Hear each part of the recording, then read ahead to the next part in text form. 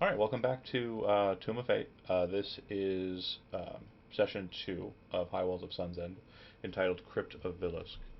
Um, Similar to last time, we are going to engage with the group in a kind of narrative fashion. At the onset, this group was selected for a quest, and the quest in question was given by a quest giver named Benson, who is the fortune teller slash mage of the manor fort that they've come to know. Halfling little guy, older, kind of salt and pepper hair. He engages with these four individuals and brings them together into the library. Oh, thank you kindly for attending me, fated ones. I have spent much time buried in the books here, and am so glad I've been able to pull you lot aside to aid me in this matter. Once Lady Mainwind's survey company returns from a field, I very much have desire to send you out. To the west, there lies a hilly field that I believe served as a graveyard for the peoples that came before the denizens of Sunsend. I have learned the whereabouts of a chieftain named Vilusk, and their burial mound, and I wish very much to see if it holds any lore or treasure that might help us better understand these lands. The undead wander out from the forest into these lands, and some may even spring out from the hollows. So you must be careful and always ready. I will mark the location of the crypt on your map. And I know we're currently looking at the capital because I'm silly, but the crypt of Vilusk is located here. 3 hexes. Um, Benson then left the air open to see if anyone was curious or had any questions. One of the characters spoke up and started asking about the other characters directly, and that character was played by Spockley or Sijo, and they are playing a character named. I'm gonna butcher this on the first try. Okay, you can definitely correct me. Chloran. You got it. Okay, nailed it. Damn, I'm getting good at this. Uh, so, Sijo, we've been playing together for a while. Please first tell us about your character, and then a bit about yourself, and then we'll discuss other things as well. Okay. Yeah, Cloran is a gnome.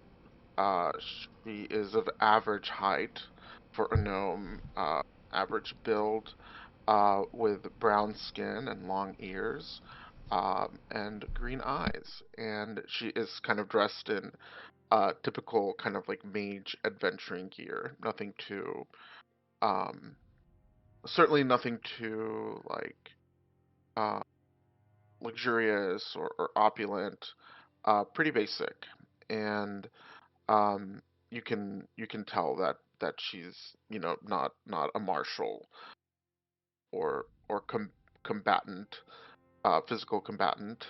She doesn't seem particularly strong or particularly fast.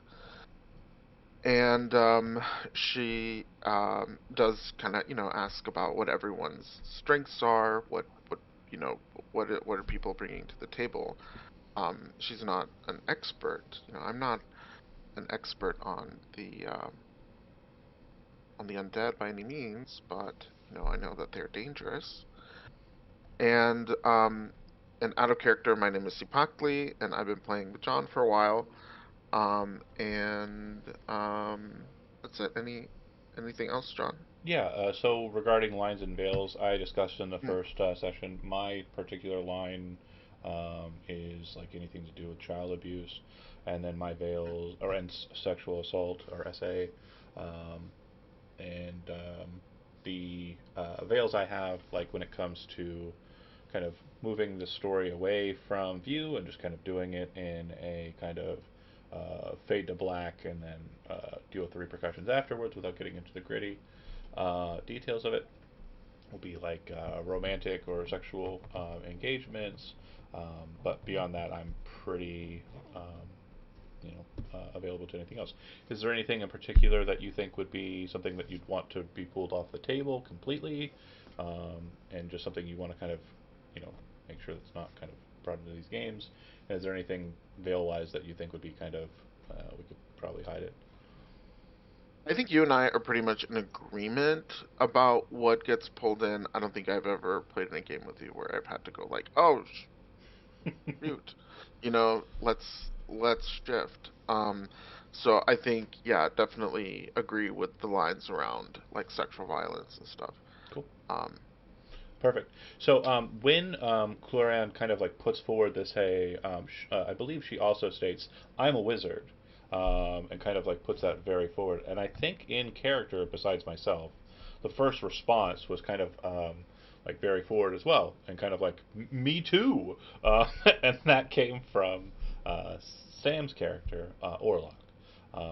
And Sam, we haven't been playing together too long, but I definitely have enjoyed every single game we've played together.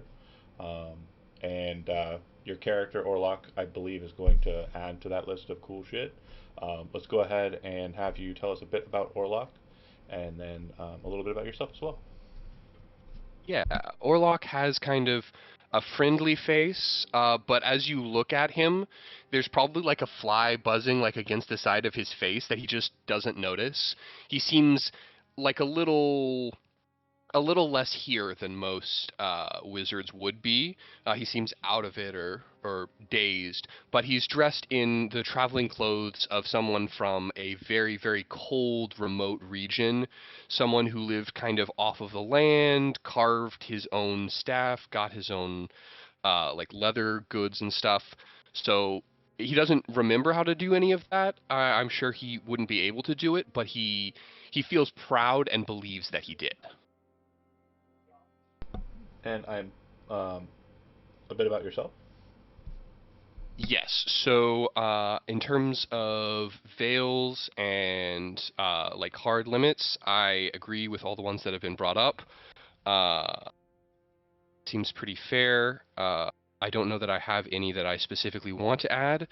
My name, I go by Sam here, and I'm super excited to be playing West Marshes with y'all. Perfect. And yeah, he states very kind of prominently, I'm a Goliath wizard, focused on finding and identifying magic. I have some utility spells and some attack spells, and kind of nods along. I believe that the next bit was, for whatever reason, Cloran was very kind of just intrigued by another character that was present there. It could be a bit of the player being intrigued with the character, but I'm going to go ahead and just lean into it probably being a situation where the character is also like, she looks interesting and cool and is awesome, is probably one of the coolest characters ever made. And that character is Hilda. That character is played by Kimmy. For those who have joined us on our Friday game, you will notice that she is reprising this role um, and a bit different and in a bit of a different space. Kimmy, tell us about Hilda and then tell us a bit about yourself.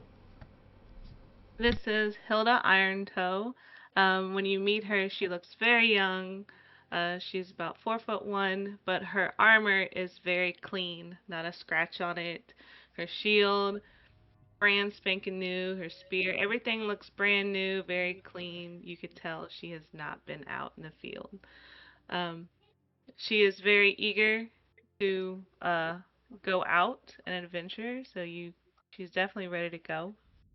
Ready with, are we ready? Are we ready? Are we packed? Let's go, let's go. Um, so yeah.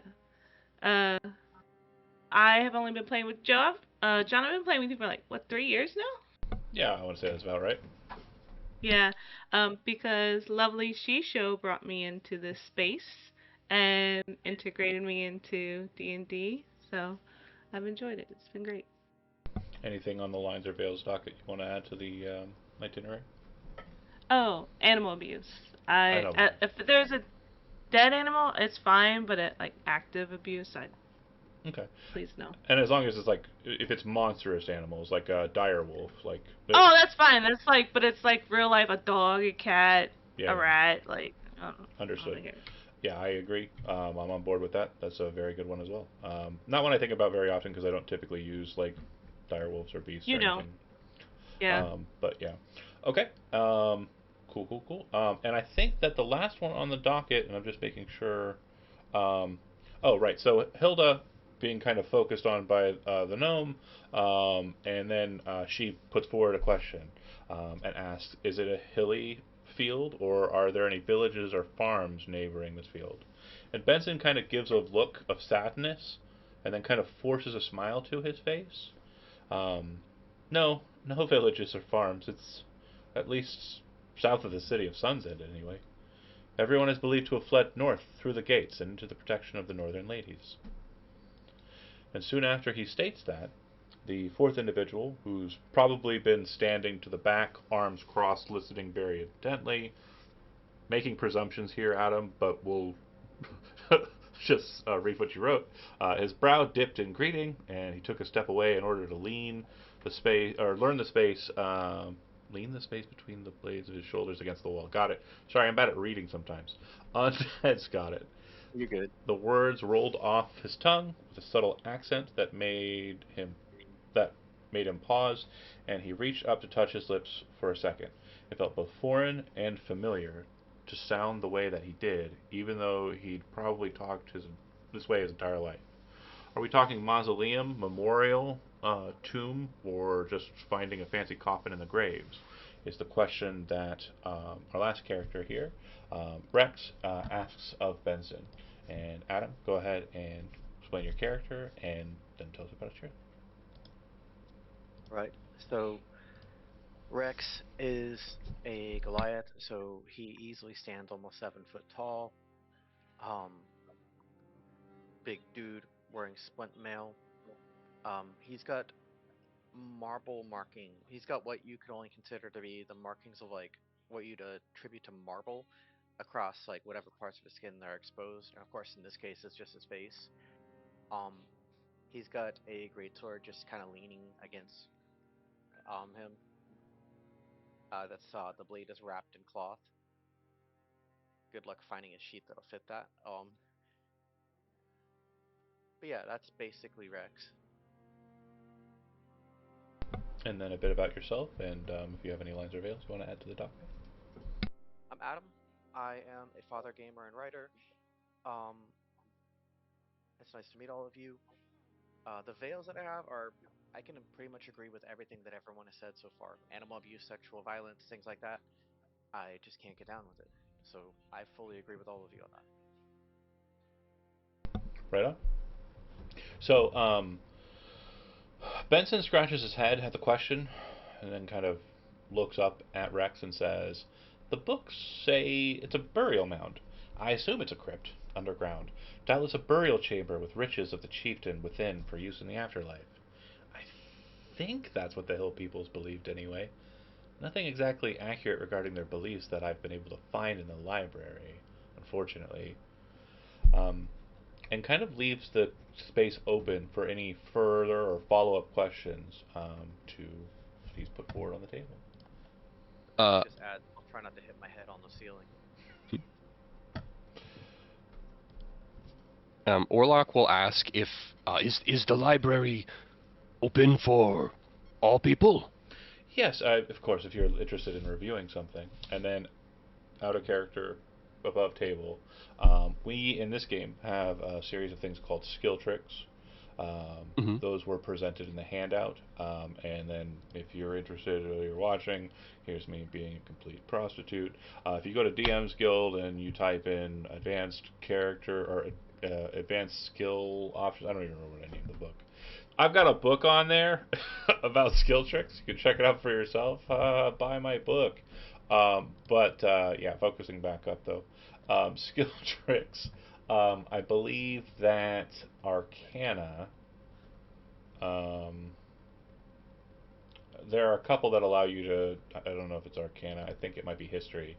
History allows you to kind History of go. library search. Yeah, library search is a downtime action. And then Mm. regarding downtime actions, we haven't had any yet. Technically, you four all have one downtime point because you did not participate in session one. Okay. John, I have Gotcha. a quick question. Fire away. Is that tracked anywhere on the sheet? No, it is not. I'm doing it on the side here. I'm gonna figure out a way to get it on there though. Okay. Just haven't really gotten around to that one yet. Any other questions? pulling up the handout again so I can review it again as well. Absolutely. Refreshment is always helpful.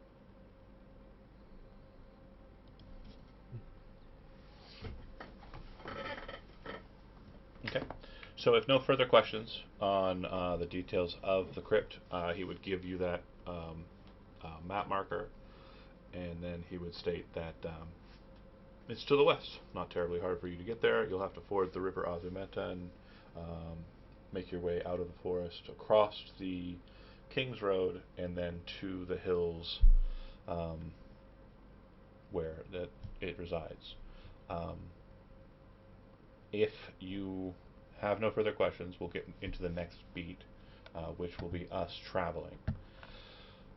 Before you go, I stated to the other group, and I will state to you as well, that there is armament and armor located inside of the Manor Fort. Any item that is an armor or weapon in the player's handbook is here. However, its quality is inferior. If you read the bit in the handout, if you are crit or 15 damage is dealt to you while you're wearing a suit of armor that is inferior, it will break. And if you are using a weapon that is an inferior quality and you fumble and then make a fumble saving throw and fail it, it will break. So you will have a potentially cooler item for a while. It worked out really well for the other party. One of them took a suit of plate armor and was like just flexing on these zombies, and I critted the other person who didn't do that, so it was kind of very fortunate for them. But it could be different for you. The dice are their own. They have a mind of their own. So if you wish to have such an item added to your sheet, just let me know. What are the limitations on the item? As long as it is non-magical and it is a weapon or armor, and it's in the player's hand. Need any of that? I have a question. Shoot. What's the quality of the equipment that we chose? It is for ourselves standard. and It is, character creation? yeah, just standard quality. So it So it's has, better than inferior. yeah, well better than inferior. I think it's going to take 4 critical fumbles for you to kind of break a weapon in that instance. The Wrexham just kind of like beats his like articulated fingers, from his Goblin against his chest, and he just says that this armor serves him, and he's more familiar with it right now. More than fair. It's more reliable. Yeah, you know what you know. What about you, Hilda? I see your eyes kind of moving side to side. I was reading the handbook. No, No, Hilda's ready to go. Hilda's already in the suit. Okay, got She it. came ready. Yeah. Fair go, fair go. Okay, with that then, pick a representative for your team. You're moving into the first hex, which will be moving across the river Azumaten. Go ahead. Before we get moving, just a quick note: when to cast mage armor on myself. Okay. Oh, yeah, no, good call. I see you doing that and go, oh, like a bright idea in my face, and, like, imitate. Hell Well, yes. Real quick for flavor, Cloran's magic is she takes like a glowing piece of opal and like draws the arcane symbol in the air, and then it like covers her body with this like opalescent light. Very cool. Anything like Cool. that for you? Yeah, I think he tries to bring up a like peaceful, calm set of light that surrounds him, and instead it's just kind of like a scream that's looping around his head, just like a sort of like a distortion. I forgot that you had the zoom in. I looked over to the right, and you're like, and then he's got the, and then it's like. Yeah, He's got yeah, something about Zoom that lets it AI zoom on him. I mean, it's fine, keep it. It's shit's hilarious, but I forgot. It caught me off guard. I will be no, I won't. I'll fucking laugh my head off. And I'm ready for it. Okay, so Ta-da! perfection. my toe. So pick a representative for your group. Beyond that point, and they will be the dice roller. And I'm just going to have them roll a 20-sided dice. This will be for random encountering. You're gonna roll? All you have to do is hit /R and then 1d20, space 1d20.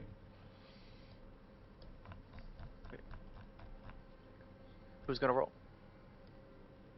I'll do it. You Oh, said okay. slash R, Space and then you. 1d20. Okay. I thought that like someone had already said that they were going to. So. Okay. Um, 17. Perfect. Oh So God. in the travel, as you kind of move from the river and kind of are making your way across, bear with me here. There is a section of forest on the opposite side that just feels wrong. It is extremely dark. It is very cold and very ominous. As you try to forge your way or find your way through the trees and kind of find a path to kind of follow up on, you see what appears to be a tree trunk up ahead. And as you kind of all move to kind of gather to it, look around and see where the next place to go would be, you hear a sound coming from the trees beyond. It almost sounds like a crunching or a slurping, like some sort of animal kind of like consuming. Um, how would you like to proceed? Your assumption on sound is it's probably somewhere in the neighborhood of a good 100 or so feet away, but quite loud. That sounds like a beast, a great beast.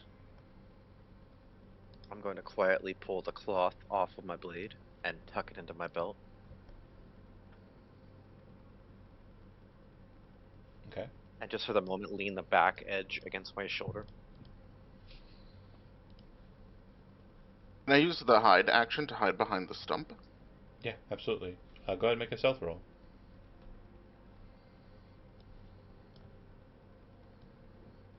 Please bear with me as I'm still learning this sheet. We can't pop out this character sheet, can we? Oh, you're rolling privately. Stop doing that. I don't know how to stop. You get an Um, option for public roll, private, Oh DM shit, roll. I'm sorry. I see. Oh, yeah, you good. that will not be counted. So go ahead and roll again. Okay, roll again. Did I just roll it to myself? That's funny. Yeah, it says Yeah. privately roll Just some kind of dice. roll like closed hands. Okay. Hey. So the gnome is very skillful at kind of getting tucked behind that tree stump. Rex, you unfurl the sword. Hilda. I'm gonna pull out my shield and my spear and get ready. As I see everyone else get ready and cautious, I'm like, oh, oh. Okay. And Orlok. Ready to go. I'm gonna like get down on my knees and ready a ray of frost in the direction. Okay. So like kind of hunkering down. Rex, do you hold position or do you advance towards the sound? I'm gonna look at the rest of the group as far as assessing their readiness. Hilda looks ready as fuck. Orlok's posture is strange, and the gnome is definitely hunkered down, defended. I'm gonna take about 20 paces So probably about. to make sure I'm like well within like their range if they need that. Okay. Oh, it did it, didn't it? You guys can't see, right? Oh, I one can I sec. can see. see. I can see. I took a step away from my PC. Okay. No, I know it's wrong. Okay, hold on. Sorry. It's my end. Configure ownership. Observers. Nope. Yep. Okay. Um, how dare you? Hold on a second. Delete. Cool. Okay. Don't One worry thing about you could, what just happened. if you could do one thing, do you think you could make the grid a little bit more clear Yeah, or visible? Sorry. no worries. Absolutely doable. I'm There, glad you that's said perfect. something. I didn't even notice there was a grid. So, as you I recall there being one in like the Cyberpunk game, so like I knew that it was there, but I just can't see it very well when it's dark. So as you pace forward, the sound you can hear kind of like a very sickening crunching sound. And again, why veils and lines are really important. One of our players, Magpie, is not a fan of bone crunching, so that's not what's happening here. Something's crunching. Use your imagination. But you would see what appears to be a humanoid figure hunched over top a body, and it is going to town and devouring it. The creature in question looks like this. And that's about what they look like when you see them. Its eye kind of turns towards you. It tosses the meat in its hand aside and then drops to all fours like it's getting ready to start charging at you in the most horrifying fashion. John, I have a question. Yeah. Should I be able to click or right-click my token? Yes. I cannot. I can right-click mine.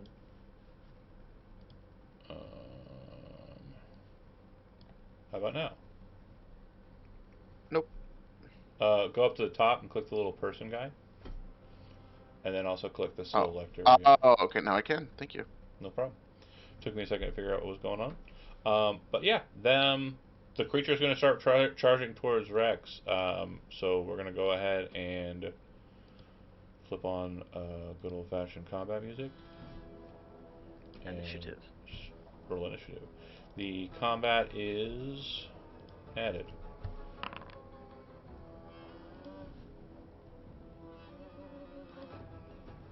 So it's /R 1d20 plus your dex, right? No, you'll click on your character sheet, and then on the top there, when you have it in combat mode, there should be like a dice that says roll initiative. Oh, I'm trying to look for that. So yeah, right-click your token. There should be the two swords.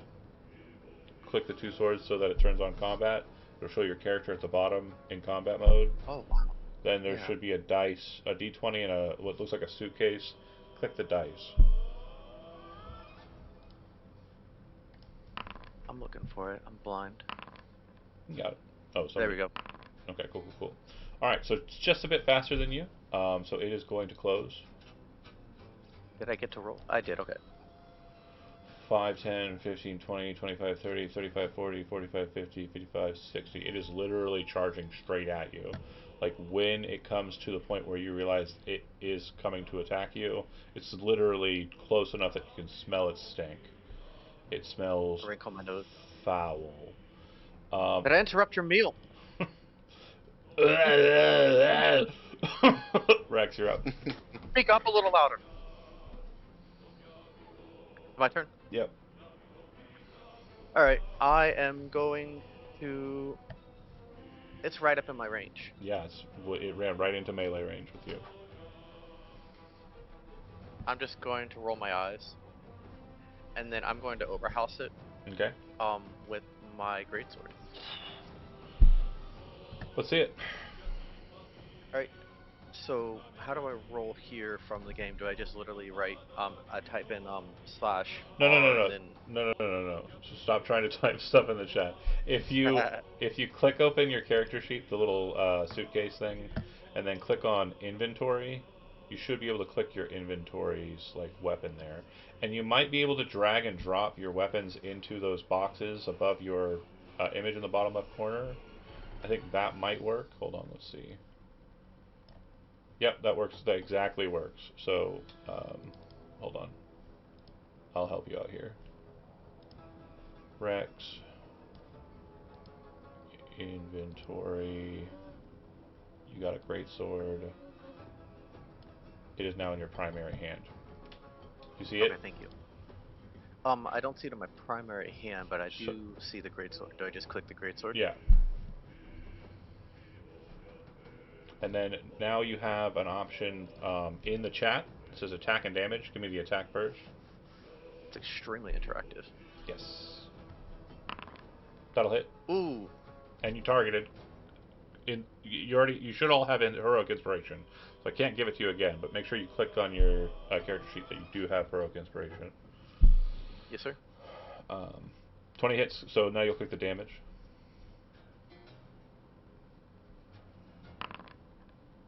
Oh. Oh, that's terrible. Yeah, that's a terrible roll. So as I'm gonna it's, say that like I basically like hit him with the back end of the blade to try to catch him off guard. I think it's more interesting. Like you said, you were overhousing it, like dropping the blade straight down, and just as you think you're about to hit, it's like that Dragon Ball Z sound, and it, like moves to the side just slightly. You clip the arm and like cut off like a portion of the bicep, and it's like ready to attack from a different angle. Just gonna scowl at it. Fucking what? Bring the blade up, like okay. Fucking undead. Hidden. So you are currently hidden from the creature, so all benefits therein apply. Cloran, you are able to attack if you'd like to, or engage if you want to. I want to know, does it look like when it attacks, it when it attacks, it's gonna bite, right? Or claw or slam or something? It looks like a feral beast. It could be running head first. It could be jumping and slashing. Again, at this stage, you don't know. If you want I to don't know know yet. more about the undead, you can make a religion roll as an action to learn more about it. Um, yeah, I don't want to use any spell slots right now, so Might as well learn more about it since you're not going to be attacking. might as well. All right, let me do that. Religion. Do I need to have it trained? No. Yeah. You hit the DC, so you would know what it is. It is a ghoul, and it will most likely attack with bite and claw attacks. Its bite is necrotic. It causes Okay. necrotizing wounds. Okay. All right. That's my turn. Next up is Orlok. All right. Orlok is he's got that ray of frost already primed, so that's what we're doing. We're gonna fire that off at the ghoul and see if we can slow it down. Okay. Clicking. Did that And I think you can also take the Ray of Frost spell, drag it, and drop it into one of those little boxes, and it'll be hotkeyable. Okay, there we go. Ray of frost targeted. Normal. Shit. Okay. Good roll. Go ahead and click the damage. That's a crit. Okay. Click the damage. Where's damage? Up in the chat It should there, be it right up says there with the name. yeah, it says damage right there. Yep. It should have asked you if you wanted to roll crit damage. Oh. Hold on. I would like to roll crit damage. Yes. Yeah. Missed that. It's okay. Go ahead and just click it again. The damage. There we go. So when you fire this bolt of ice, it kind of just lances right through it. When it hits, you see it, the rime kind of spread out from the shot, but the blue lance of the ice kind of cuts right through the ghoul, tearing it apart a bit. And you'd see that like a lot of this necrotic flesh, and then this kind of weird, like dark blood starts running out from it around the ice. Again, the zoom, immaculate, literally. Yeah. But Sensational. you've bloodied the ghoul is the main thing. If you're not familiar with that terminology in 2024, it means half hit points or less remaining. Anything else movement-wise or engagement-wise? The line of the trees is, or we're already inside the forest, Yeah, right? you're inside the forest. Okay. Yeah, then I'm good. All right. Hilda, you're up. And as far as I know what your next question is going to be. Is this tree a problem? No, it's not. You can hop over it. No checks. No problems. The tree stuff Okay. is merely a bounding jump forward. You're ready to rock. Okay, and every square is 5 feet, right? Correct. Okay. Oh. Wait a minute. What do I do? Why can't I move my person? So make sure you have the select option up at the top left if you were measuring ranges. So you'll have your token controls, which is the little guy in the top left selected. Should have a square around him, and then the little Yeah. like grid should have that should have a square around it too. There you go. There you go. Also, Oh wait, I'm sorry. Right here. if you want to keep it video gamey, if you select your token and press arrows on the down and up keys, it'll move your stuff around on the grid in those orders. like you were playing some sort of video game. Nope. Oh my god. The future, Kimmy. We're living in 2077 out here. Okay. Spear. So, yeah. I put it in my box. Why isn't... Yeah, so you should see a big button that says War Spear. If you click it, it'll opt target picker. So you need to hover over the ghoul, press T on your keyboard, and then it'll put like a thing on it. So just make sure you're hovering over Yeah. yeah, and then hit T. It'll lock on, and then now hit attack, and we got to roll. Oh, sorry. Yeah, we do 15. Okay, that'll work, and then click the damage button because you hit. Damage button in the chat there. Do you see it? Yeah. Okay. Wow. Both of the first two sessions. This is wonderful. So you kind of rush forward, jump over the tree, kind of get down low, shield up, and you kind of like lance up with the war spear. You impale it in the gut and lift it off the ground. It's like ah! But then you look in its eyes and they like turn bright red and focus in on you. Grabs a hold of the spear and starts like pulling itself down the spear. It has 1 hit point. We chatted. We chatted both sessions. It's going to make 1 attack, and it's going to attack Hilda because we're attached at the hip right now, or the spear rather. Ghoul, I'm gonna bite you. I'm gonna try to anyway. Target. Bite. Attack. I said attack. I said attack. Normal. Just not happening. Oh. That'll hit. Yeah. And then damage. Normal. Ouch. Ow. I will.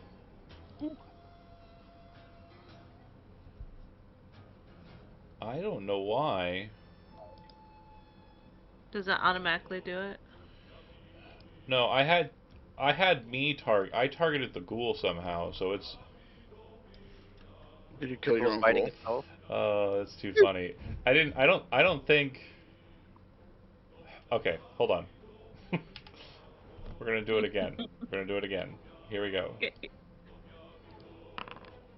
Oh god. It was determined to give you that 10 points of damage. No, that was an attack, so it's I have to redo the entire attack, so it's gonna Oh, miss. gotcha. Thank God. Sorry. We are in a weird state of trying to figure out the system. Apologies. I think 19 would have hit you right on the nose, but again, I Yes. don't want to have to go back through it and try and figure out how to do it. So we're just going to move forward.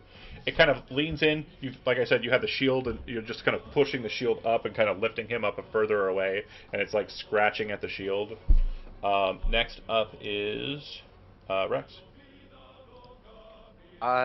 When it tries to like take a bite, it tried to take a bite out of it, right? Yeah. I'm just gonna shove the tip of my claymore into his mouth. Go for it. Let's see it.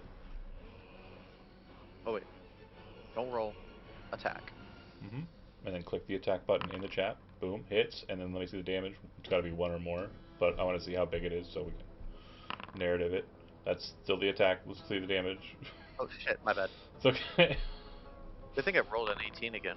Okay. Oh shit. So you impale it through, all the way through, and the blade, as we've seen, kind of widens at the base. So as you're pushing it through, it actually cleaves the bone out and severs the top of the head off as you fork the sword through it. It will die on Hilda's lance. Combat concludes. Excellent.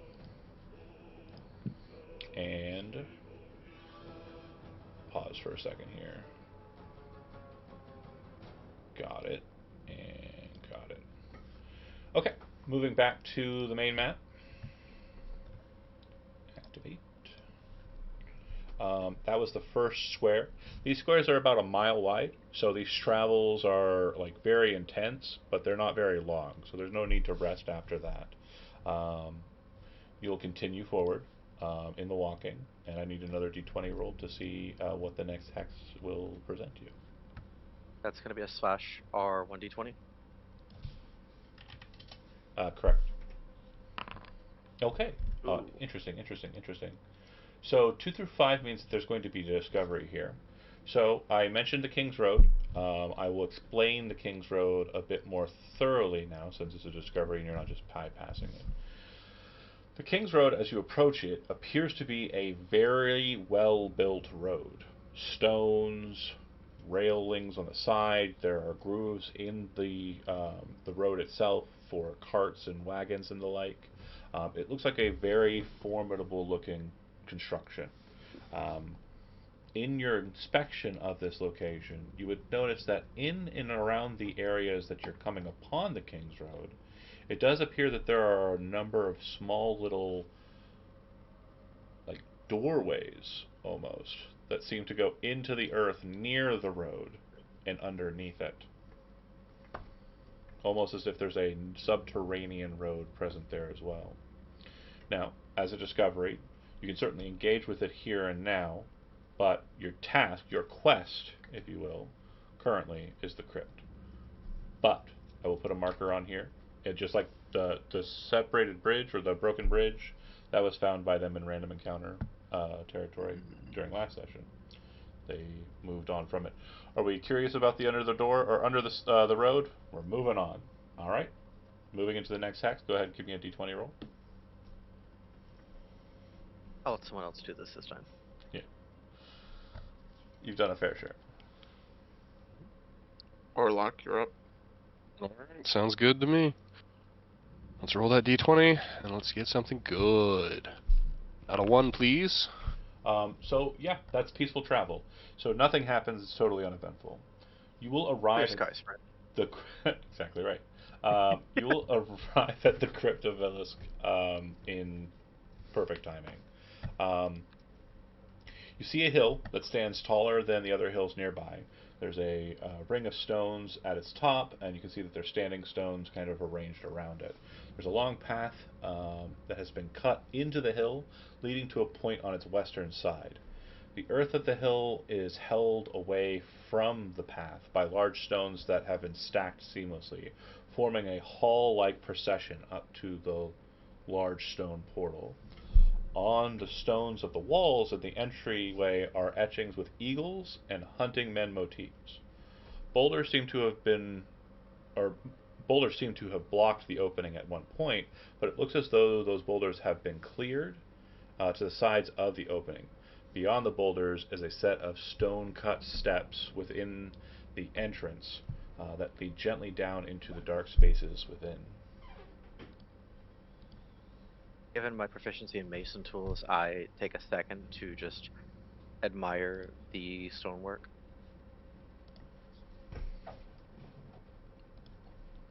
Yeah, it definitely looks ancient. Looks like pretty well weathered and well worn.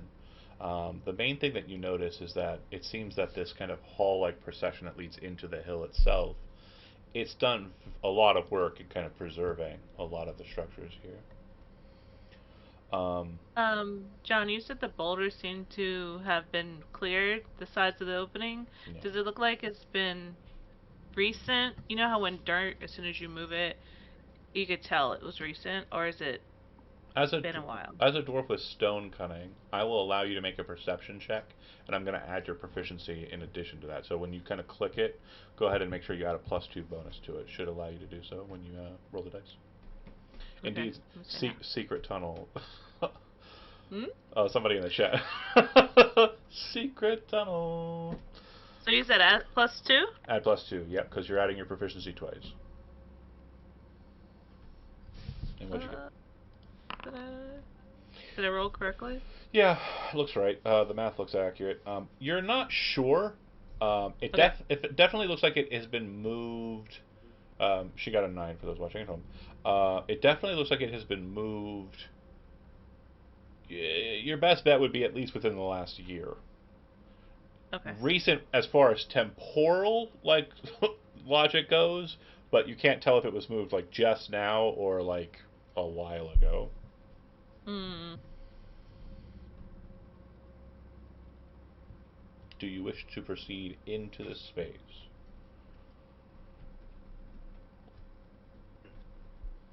I'm gonna assess it to see how high the space is to make sure that I can make the clearance. Sure. So the ceiling, there's a series of things that are going to be kind of common throughout the space. The ceilings are not flat, they're vaulted with strong keystones set at the spines. Despite the strength of this structure, there's some dirt that occasionally falls through the cracks, and there are roots that appear to be from the grass above that have made their way into the space. The ceilings are somewhere around the neighborhood of 8 foot high at their start of the vault, and probably about 10 foot high at the tip of their vault. Perfect. Completely dark in here, and the halls and chambers of this place seem to magnify sound and cause it to echo. Unless you are specifically lurking about, like it'll probably be the case that you'll be able to be heard rather, and it is most likely the case if the people inside the location are doing likewise, you'll be able to hear them as well. Any other questions before you enter? I don't think so. Anybody else? Good. Okay. So you enter into the space. The steps lead down into the earth. The walls are formed of the same stonework as the structures above and are cut with the same common motifs. A bit more detail is preserved here, in this chamber, than the work outside, which was left to the elements. The horse-riding hunters of the Vilusk tribe can be seen in stylized poses, hunting, fishing, riding forth as if into war, and in similar activities. Each wall of the chamber has a doorway, and each metal door is marked with a eagle sigil set in round shield motif.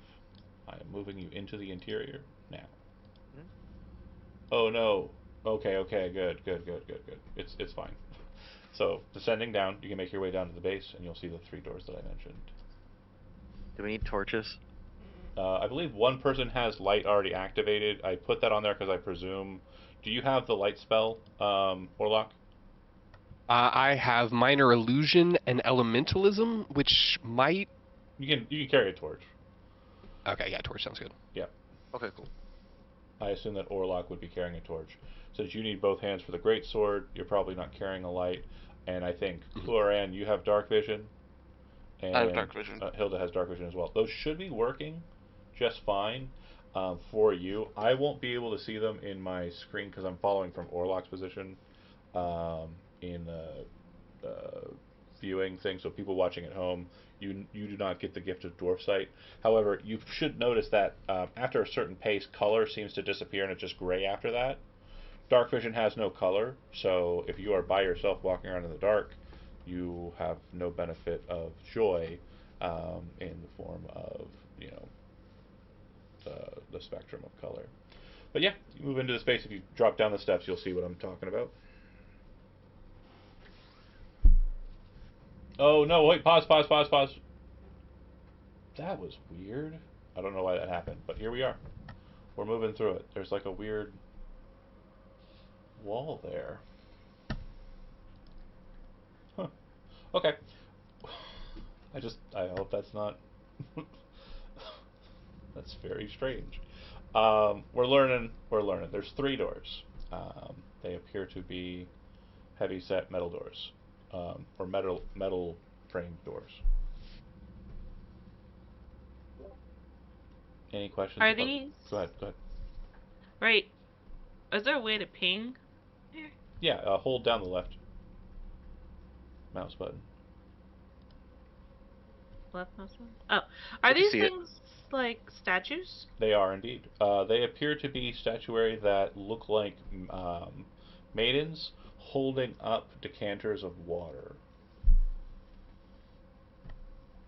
If you are trained in religion, I will allow you to make a religion check. Otherwise, you know nothing. Trying to look at my character sheet to see exactly what my proficiencies are. Yeah. Is there a way to like see what I'm specifically proficient in? Yeah, so if you click on your character sheet, and then the very first tab, it'll show skills, and each skill that has a pip in it is one you're proficient with. Oh, so like so athletics, history. Okay, gotcha. Yeah. That makes sense. Thank you. No problem.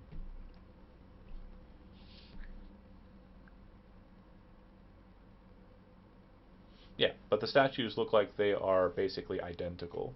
Looks like they were carved um, by the same hand and carved to look identical. Door on the left, door on the right, door ahead of you. I got good energy from this door by me, but that's based on absolutely nothing. I love it. Let's go. Okay.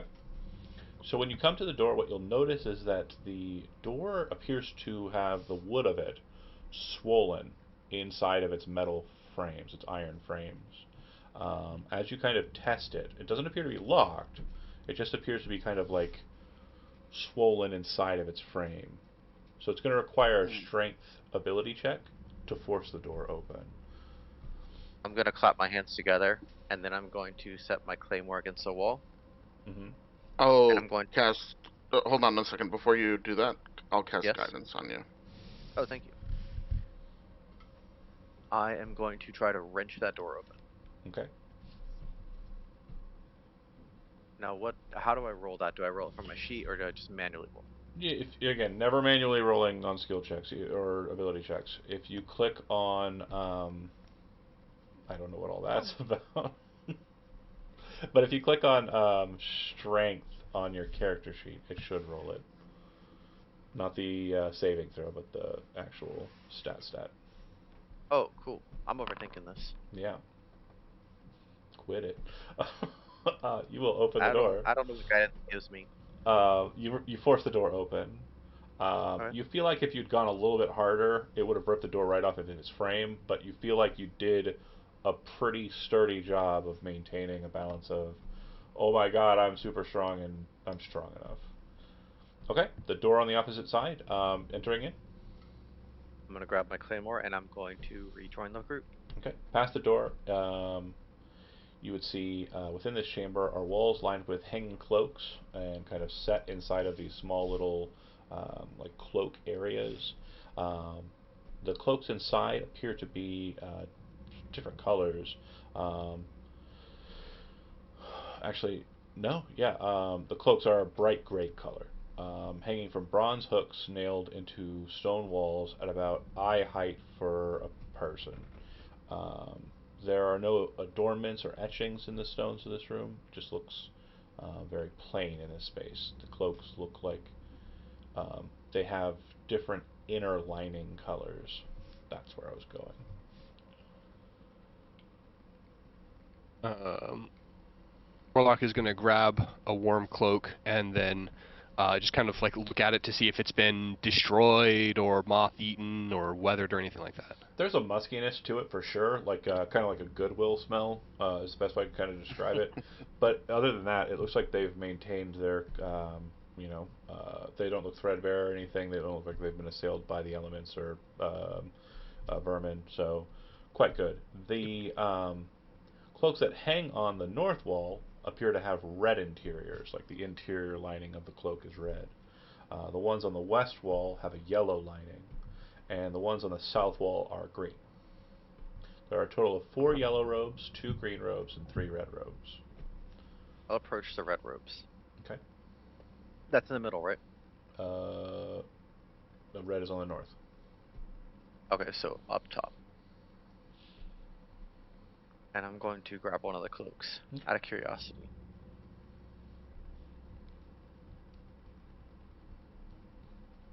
Is there anything behind the cloaks at all? No, not really. Just flat wall. Yep. I'll set it back up. Can I perform a skill trick? What trick are you wanting to utilize? Arcane detection. Yeah. There is no magic present here. Okay.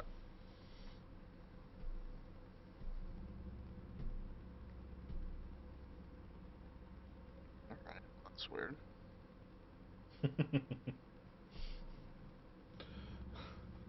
Okay. Does anybody else? One person grabbed a robe, right?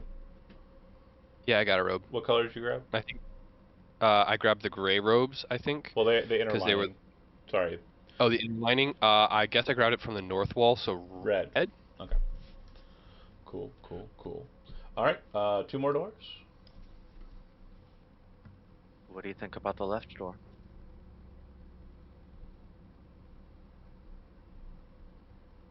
Yeah, Do you- I'll guidance anybody that's willing to shove their shoulder into that door. Yeah, very similarly, it is swollen, set in its frame. So Rex looks like it's um, set the sword down for a second time and smash into door. Strength ability check, Rex. please. Oh yeah, What one? you actually like pull this one right off the hinges. The door is no longer closable. Inside of this space, you see past the door, there's a stone altar in the center of the room with a bronze dagger and book set atop it, resting on this kind of ivory, perfectly cleaned facade. There are two candles in stone cups set inside of the wall, burning brightly over the altar, and it illuminates this beautiful rendition of an eagle that's residing over top of the altar, kind of hanging from the ceiling down.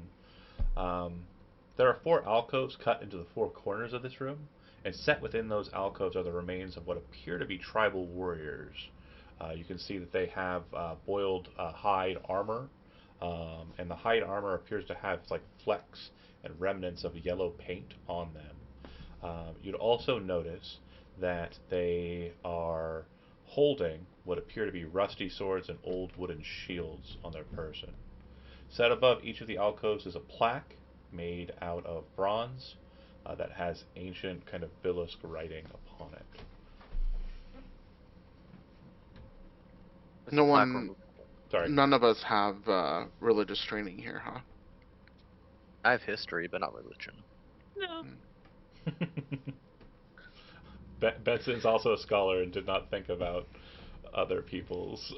He was like, you guys seem smart. Wizards are the Nope. best people. Pretty much. I'm just gonna look at them and like quirk my brows.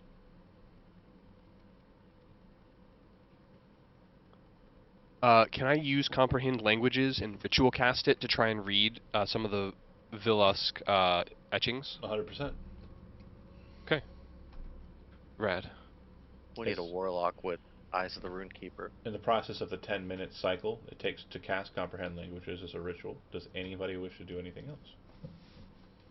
I'm just gonna What admire the is? walls and the stonework. Okay.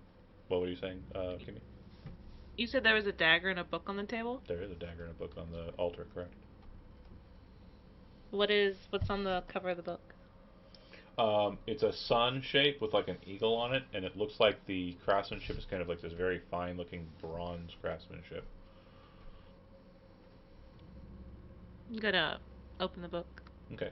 Not pick it up, just flip the pages. When you kind of put your hand down to kind of flip the book, like the second that you kind of flip the front cover off, you hear this kind of rattling sound and this as all four of the skeletons from the alcoves drop down to engage you. Cloran, since you are not at the book, I'm going to move you back towards the door. I hope that's okay. Well, And if you'd like to step further and be like in the hall, in the doorway there, that's totally fine too. Skeletons. Yay, skeletons. We just got the one fight music, so we're just going to keep doing it. But we are in another combat. Do I hear the sound of bones moving? Oh, yeah, yeah. Go ahead and roll Oh, initiative. I'm out there.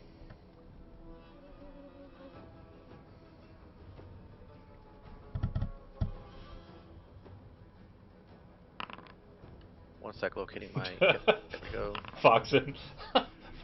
Right? You gotta shoot the What? skeletons first. He said, damn it, haven't you played Skyrim? You No, shoot I the haven't. Draugr. You gotta shoot the Draugr first.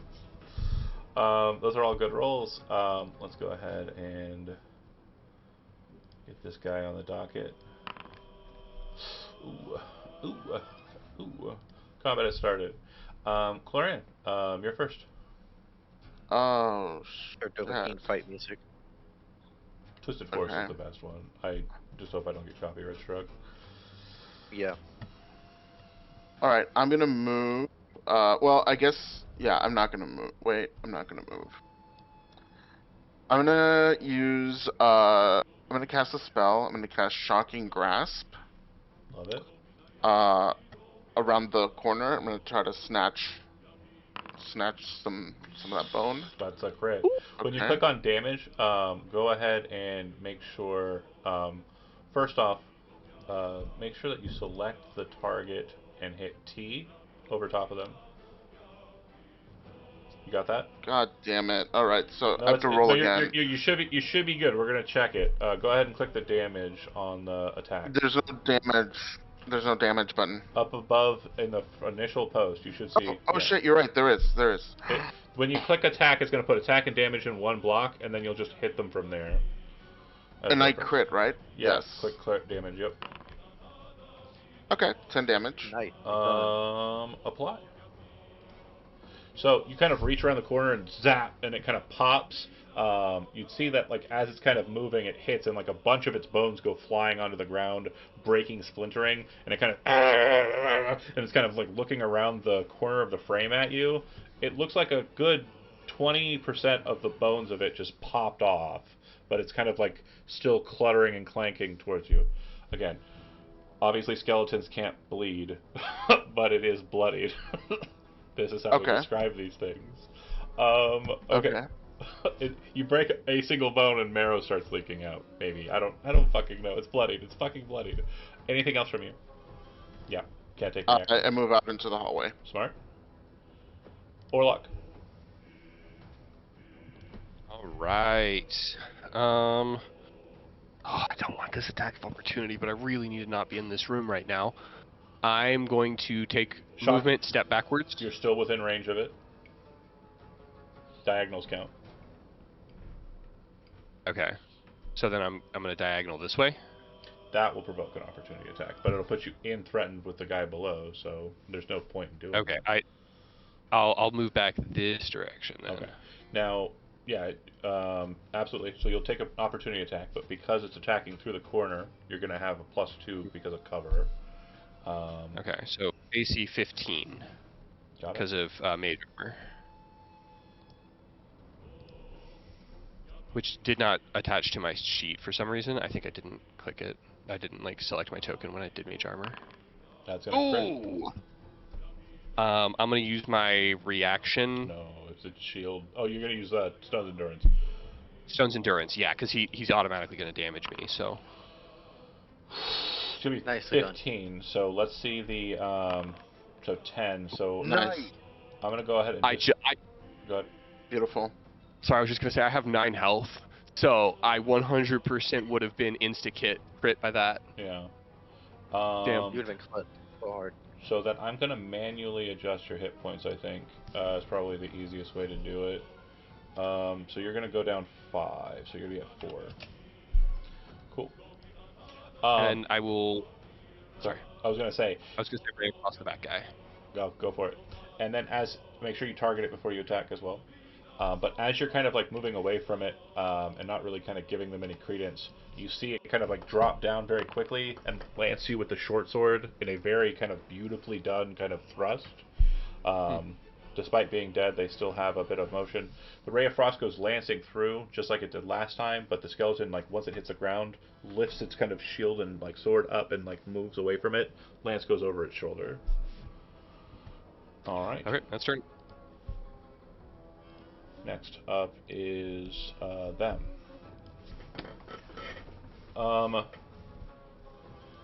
This one will draw a weapon.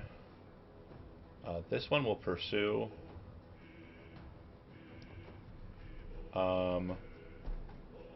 This will provoke an opportunity attack from Hilda if you want to take it.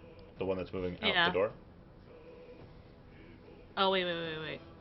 Click on them first. Yep. And then... Nice. Okay, let's see damage. Get 13. That's beautiful. Okay. So, despite the fact that they are resistant to piercing damage, you manage to like shove the broad blade of the war spear into its ribcage and then spin so that like the blade actually torques the spine and snaps the entirety of the skeleton into pieces. Hey. Thank you, Hilda. She just nods. She's a very quiet person. Just focus. There's murder to do. Okay. That was that skeleton trying to go kill Cloran. This one is going to continue its pursuit on um, Orlok. Rex, this will provoke an opportunity attack if you'd like to take it. Yeah. Yeah, I might as well. I'm going to grab my sword by the blade, and I'm going to Mortschlag it. You can't technically use a greatsword as a bludgeoning weapon, so you'll be using this as an improvised weapon, and Oh, never mind. I'm okay with that. You just do less damage, but it is vulnerable to it, so it's up to you if you want to go that route. Yeah, I'll just do that. Yeah. Okay, so you're not proficient with it as it is, so you're just going to make a standard strength roll.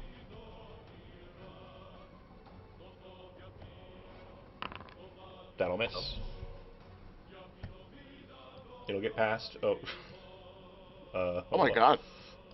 on. Too much is happening. It'll get past. It's going to make another short sword attack against you, Orlok. Okay.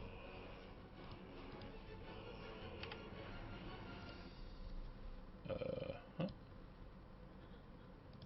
I click attack.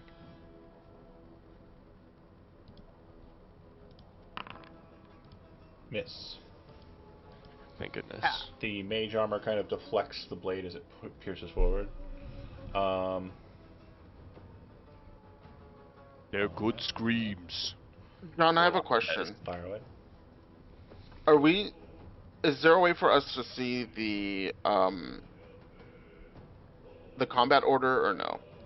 Unfortunately, I don't think so. It doesn't. Okay. I don't think it pops it up at the top like it does in Cyberpunk. I'll check with Solution to see if there's a way we can rectify that because I really did Okay. like that function. Gotcha. The two skeletons in the corners are going to attack their fighter counterparts. So this one will target Rex.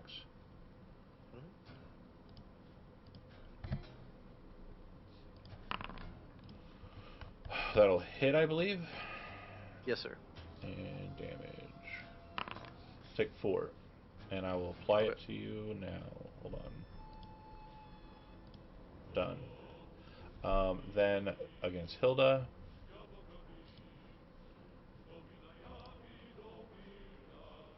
Target. Attack. Normal. That'll miss. You intersect your shield with the skeleton. You do recognize a bit of formidable fighting posture here, but not good enough. And turn. I believe that would move us to Rex. All right. I am going to strike this one. With my claymore. Okay.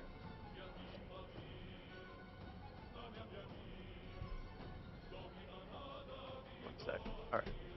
Let's see it. It's gonna miss. Damn it. Yeah, you're kind of like using this great sword, swiping around, right? And you're kind of moving about, but you're in this very relatively narrow space, and so you're kind of like trying to kind of get these like tight-chested swings, and it's you can see the blade screeching across the ceiling, like cutting down a bit more dirt. You can see it kind of dragging across the ground as you try to move it, but yeah, it's just damn, it's a tight spot. Is it going to take an action or a bonus action to switch my flail and shield? No. I'll It's go and do that then. yeah, we use Solasta rules, so like once per turn you could just activate a different loadout that you're wielding. It just Nice. So I drop the claymore, whip out the flail and the shield then. yeah, you put the greatsword on your back and weapons out. Let's see. I believe that would go to Hilda. Okay.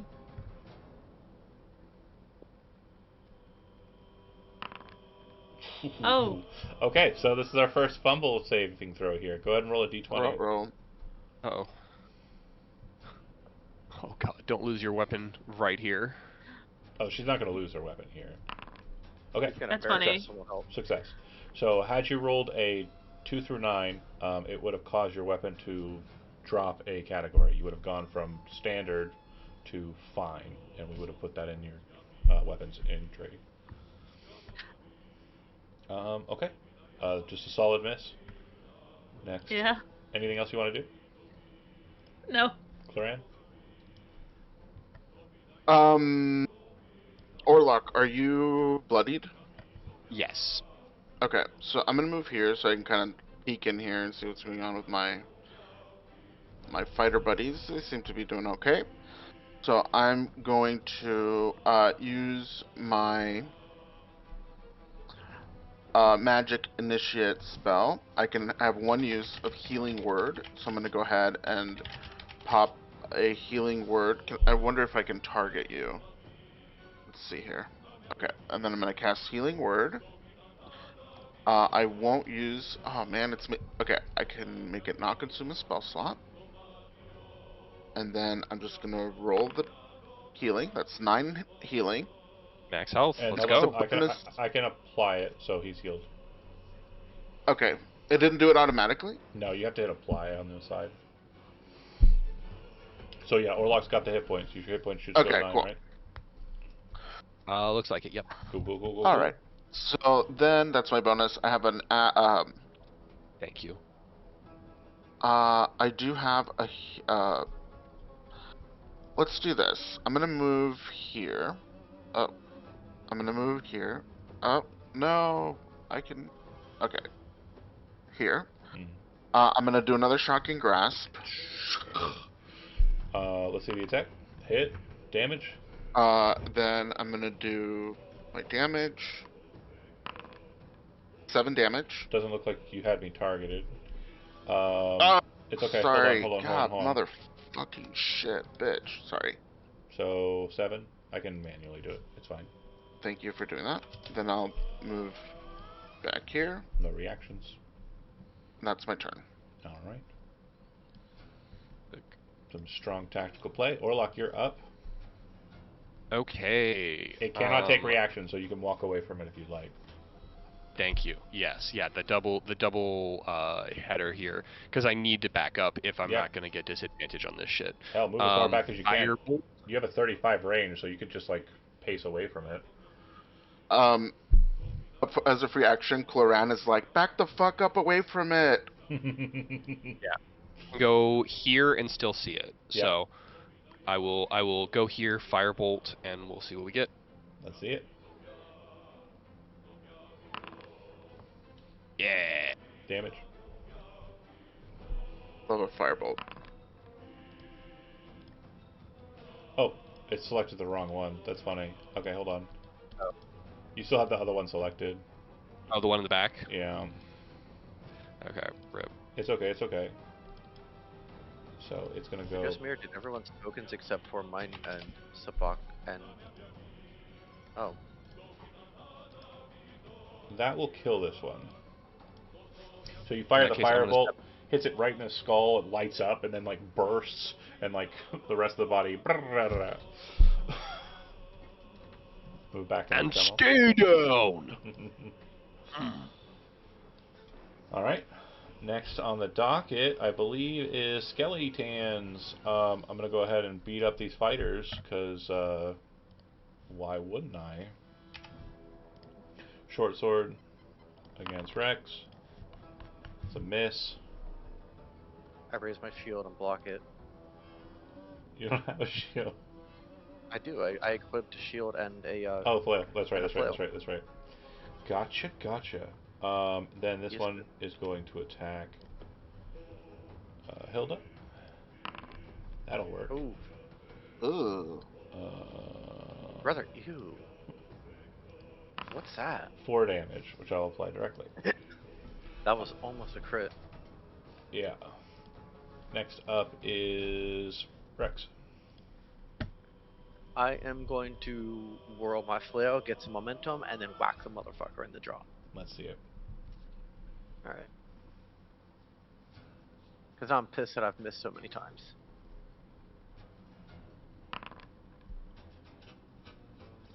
We'll go ahead and just move through.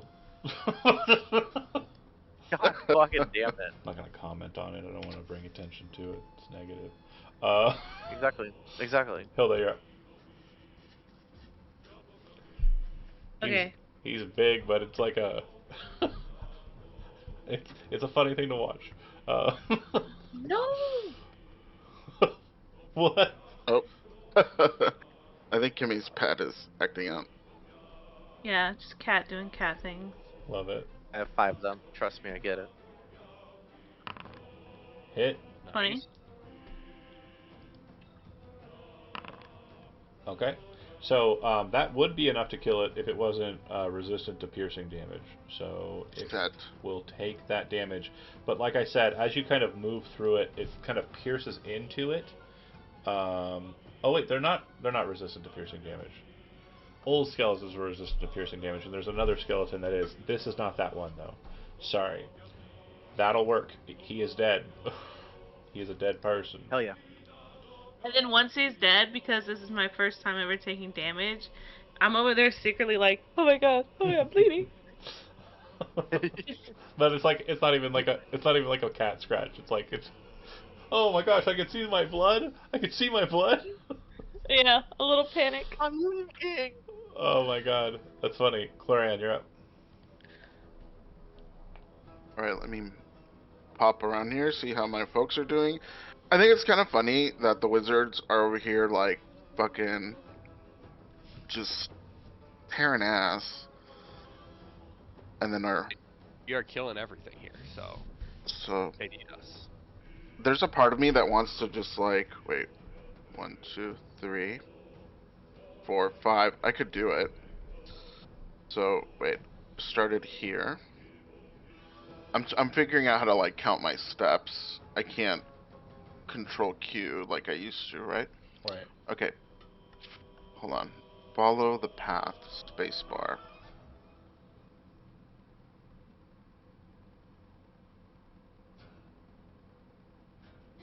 Is this a clear path? Can you see Yeah. my path, John? Yeah, that's fine. Okay. So You're that's running up in 15. shocking grasp. Oh man, yeah, but it's like, okay. Sorry, I'm trying to I got you. be cute and clever. Okay, so that was 15, Mhm. and then we're gonna shock and grasp.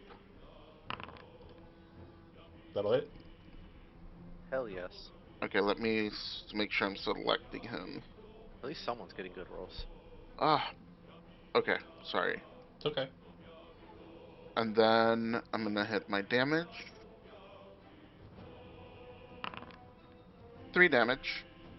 It cannot react. Okay, and so then I'm gonna move back here, Okay. and that's my turn. It'll guerrilla go warfare. to Orlok. I love it. Okay, I make sure I select carefully. So I'm gonna move forward. Oh, and thank you for Until I clicking end turn, by the way, Spockley. Appreciate that. You're welcome. Oh, I keep forgetting to do that. I It's okay. apologize. I'll work on that. Then what, Orlok? Fire this guy in the back. Yeah. Nope. Are you using some form of implement to cast your spells, or just components? I guess my staff would count as my implement. Roll a d20. Oh, jeez. How do I roll just a d20? Just to type it? Slash R space 1d20. Yeah, you're going to need to, in your staff's description, like the name of it, you should be able to change it to quarterstaff, in parentheses, fine. Your Okay. quarterstaff seems to catch most of the flame in it as you're moving the spell, and it doesn't relinquish outwards fully, and it's like the firebolt kind of like discharges in the staff, and you look at the staff and realize like there's like cracks and splinters, and it feels like it's less sturdy now. So it's fine is what I need to write down? Yes, fine, then poor, then inferior, then broken. Basically, right now, you're the dog in the room full of fire. Like, this is fine. This is fine. Perfect. It'll go to the skeleton. It'll make one last attack, hopefully, against Hopefully, I'll actually Rex. fucking hit something on my turn.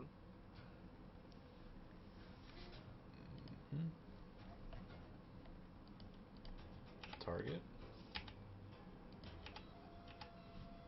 Sword. Normal. That'll hit. Oh my god. Okay. Go 5. I'm gonna Stone's Endurance that. Okay, I've already taken the 5 from you. Go ahead and roll your Stone's Endurance, though. How do I do that? Do I just manually roll it? No. You should be able to click the feature in your features. Okay.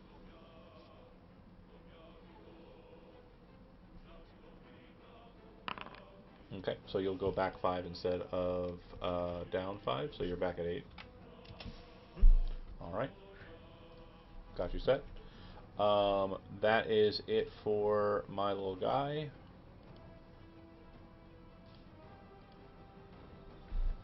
And you are up, Rex. I'm going to need you to roll over a 14, please. Can you do it? I'm gonna swing my flail overhead. I'm gonna whack it across the face. I can't wait for this to biff.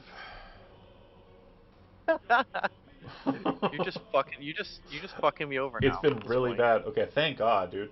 Go Yeah, ahead, roll right. damage. Watch me get snake eyes. Okay, Oh, so okay. have you ever seen the movie Evil Dead, or sorry, Army of Darkness? I don't recall. Okay, well, for people watching home, if you've seen the movie Army of Darkness, he literally does the bit where the Duke comes in and smashes that skeleton for no reason, like just absolutely obliterates it, turns it into goddamn dust. That happens because I could just go into a fucking rage. it takes double damage when you do bludgeoning to it. It is dead. Nice. Nice. Everything lays quiet for a moment. Everyone's kind of like looking around cautiously, but it seems We're that getting you heavy. have succeeded in defeating your opponents. Is everyone alright? I'm doing better thanks to Chloran. Hmm. I'm gonna. You two took the brunt of it, though. How are you? It's our job. Is anyone? If I look around to see if anyone is bloodied. I'm not quite bloodied, but I'm getting there. As a note, you can use your bonus action and take the focus action. Spend your heroic inspiration and gain hit points, or you can spend hit dice and gain hit points. I I could use my heroic inspiration. Well, I'll use my hit dice because my heroic inspiration will give me automatic 10, right? Yeah. I'm not that desperate yet. How So do we that's use our hit dice? So you'll just roll a d10 and add your con modifier. Heal that many hit points. That one you'll manually roll. so D10 plus 2. For you, yeah. There And we then, go. sorry, that's for the fighters. If the wizards are doing it, it's going to be a d6 plus your con. I'm good hit point wise. Same. Three. Oh. There we go. I'm back to full. Right on. I And I'm would gonna change. I can't change go my ahead. hit dice, but I'm just gonna pretend that I did. You should be able to. I can't edit it. Hmm. That's okay. We know that I've rolled it. Yeah, It's recorded, so that's fine. Okay. So then, what do? I would, if it's okay with you all, I would like to take a little break. I did, That's not what you we do know. here. Short rests are only given to you when I say they're given to you. Yeah. Oh, West I will, March's rule. I will tell you when a short rest is available, but right now you do not feel like this is a safe place to short rest. you Okay. take that exhaustion because you know you That is, deserved it. that is the point of focus, though. Is you can effectively get the benefit of a short rest, except you're not getting the benefit of a short rest. This will kind of stymie warlocks from being goddamn machine guns in a very short series. I understand in a long form campaign that's their purpose, but yeah, if Okay. it's every fight you're taking a short rest, I'm gonna get mad. I'm just trying to get my little arcane recovery, okay? I'm totally cool with that, and that's totally chill. I'll try and set up some things that allow you to do it in a focused All right. SK. So I will not do that. I have one spell slot left. Um, let's, yeah, I guess, yeah, we should look at that book. Yeah. So you didn't finish the comprehend languages. You take a couple moments to do so, and then you kind of take a gander at the book. The text inside seems like it's histories of a tribe, the name of which is seemingly pronounced Vilusk, but it basically is just a lore book about the Vilusk tribe. If there are any questions that you have about the world around you right now, you could search those out. However, I'm not going to read you an entire lore book about the Vilusk tribe, or nor do I have a handout that does that. Um, but if there's any Well, get to questions work. about what you know about the Vilusk tribe that you'd like to know more about, you can ask those questions now. Were there any artifacts or like ritual implements that the chieftain was famous for, or No. like ritual leaders had? Okay. Um. Yeah. Were and Oh, all these people buried here sorry. are the same, right? Like it's Sorry. just commoners. Her sword. Okay. Cool. Cool. And is there anything in there about like what kind of person this chief was, or like what kind of warrior they were, anything like that? Not too much about that. And again, nothing like it seems like it's very honorific. There's no like detailed orientation regarding her stature or what she seems very strong. Okay. All right. Should we take the book and dagger with us? Do we think Benson would be interested or no? Benson probably would really like the book. In fact, that probably satisfies the quest actually. Yeah, because he was talking about not having something at the library that would answer this question. And now he does. If you bring that back. Okay. What do you think is behind door number 3? I'm We take curious. book and dagger then. Yeah. Okay. And before you go through the third door, I'm just going to ask a question. Is any other piece of artifice that's been kind of present in the space, is any of that being worn or currently utilized? I think I'm good. I mean, And the Skellies don't have anything I want, so. well, I think somebody said they were wearing one of the cloaks. So I just want to make sure that that's the case. Yeah, I think I will put on the red cloak that I've got on, just in case. Is there any mention in the book about cloak colors or like why? See, now you're thinking. Yes, Now, absolutely there is. So it states in the book, as far as you can tell, that the robes designate an individual's status in the tribe. It seems that the red designates royalty, yellow designates warrior, and green represents honored members of the tribe.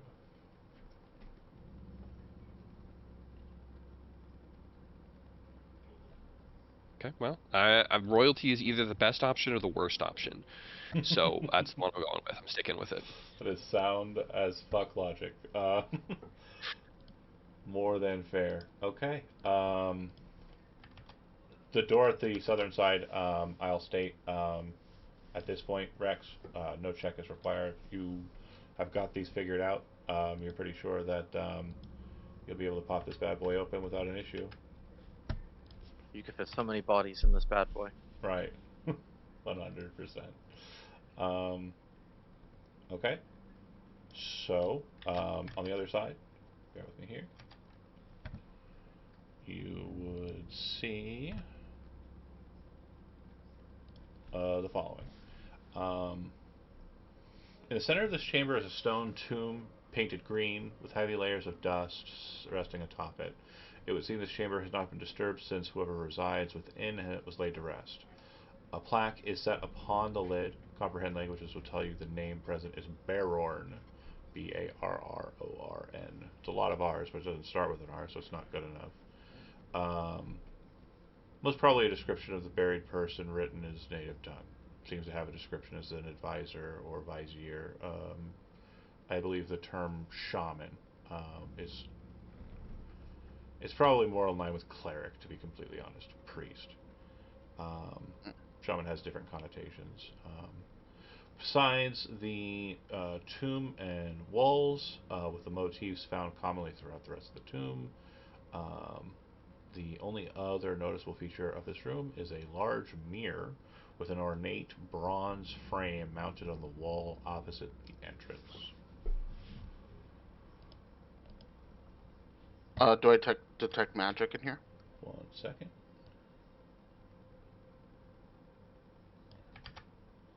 Not really. No. Okay. John, is the door supposed to be closed? Which door? Oh, you guys can open Yeah, it. we can't get in. Oh, Okay, thank you. I didn't know you could click it. Yeah, you just click it. Oh, cool. We're able to think it, I think. Okay. All right. So there's the entombment. I mean, we're not. Are we supposed to be like grave robbing? Probably not, right? We're looking for something to bring back. I mean, we would definitely want the cool sword if we find it, right? He was Okay. likely buried with it. Do you want to slide Well, I'm open not. the casket and see what's inside? I'm gonna back the fuck up as Okay. you all do that. I'll also guidance whoever is gonna slide the stone back. I'll do it. Thanks, Rex. Is that a strength check? Oh, no check is required. When you slide it open inside, you'd see the remains of an individual who looked like they were probably old when they died, and their skin has basically kind of fused to bone through muscle in a mummification-like process. Very clear signs that their throat was slit before they entered into the casket, or before they were entered into the casket, are present. And the individual in question is wearing bright green robes. It's like Baja Blast green robes. Oh god, that is bright as fuck. That might Uh, light up um, a room. I'm sorry. So this is known as the Crypt of Vilusk, right? Not Baron. No, Not Baron. Baron. Is this Baron? According to the plaque on the side, this is Baron, Where's Vilusk? in what seems to be a place of honor. Um, is anybody checking out anything else while Rex and I assume Cloran kind of like uh, oh oh, oh god, some of it went up my nose. Can I use a history skill check, collector of stories, to try and see if I know anything about Yeah, Barorn? absolutely. I'll do the same thing if that's okay. No, it's not. Or yeah, it is. You're trained in history. Yes, absolutely. Okay, so just roll a history check. hmm So, not much is known about Baron to either of you two. What you would be able to identify about the situation is that this appears to be a place of honor, and this individual appears to be an honored individual. In the meantime, Hilda, go ahead and give me a perception check. Mm-hmm. 17. Everybody's focused on all that, and you keep on looking at the mirror. And everything has this kind of like weird red tinge to it. Ooh. I want to touch the mirror. Samir. When you say everything has a red tinge, all the reflections have a red tinge? All the reflections have a red tinge. You know, like you know the 3D glasses. You know how they have that kind of like Yeah. red film. It's almost like the film that they used to kind of create the mirror portion on this mirror was actually like red and tinge film. She's gonna touch the mirror and be like, do you guys see this? You're all red. Everything's red. Orlok, come in here. I want to see if this does anything to the lining of your cloak. Yeah, I'll take it off. When you look in the mirror, and like it comes unfolded, you would see that the cloak interior doesn't look red in the red. It looks green in the red. Oh. I hold up Baron's cloak that's on as well. Does it? Is it? So you kind 'cause of it was green. you reach down, you grab Baron's body, and just lift the cloak right off of him, and his body's just like, and the cloak Wow. tears off of him, and you're holding it up, and no, it glows red. It shows red. Do you? Okay, but green was for advisors and red was for royalty, right? Correct. Do It you was put, for honored guests, do right? you put your cloak back on, or do you put Baron's cloak on? And do you put a cloak back on Baron now that he's naked and dishonored a bit? Yeah, I'll put Baron's cloak back over him, Okay. disrespectfully. But I wonder why the colors change in the mirror. And I want to make sure I track that right. You said Baron's cloak is going back on Baron. Okay, got it. Correct. Not that it's important or anything. Oh, of course not. Oh, fucked. And when Orlok wears the red lined cloak, nothing. There's nothing happens. special happening. There's nothing crazy happening here. The only thing that's changed in the mirror's perception is that it appears that the red cloak appears green in this tinge, and Orlok's cloak appeared red in this tinge.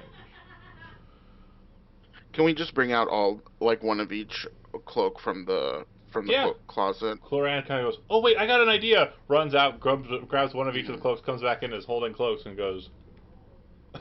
Everyone's just like, "Okay, we have all the cloaks now. You have all the cloaks."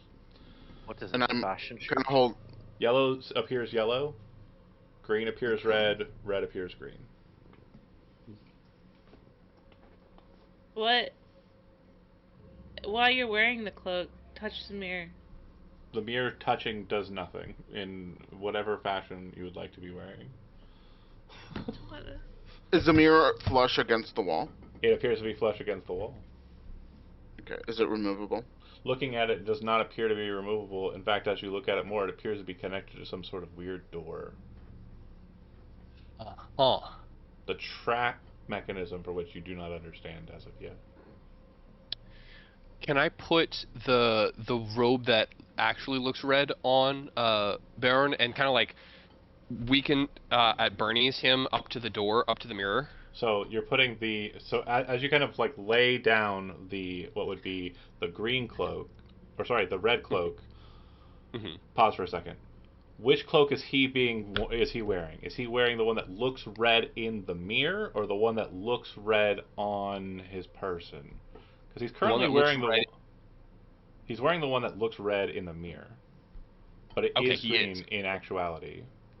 Then I'll see if I can like use him to scan the door or something. Him being lifted up out of the sarcophagus seems to do nothing. It's not a biometric scan.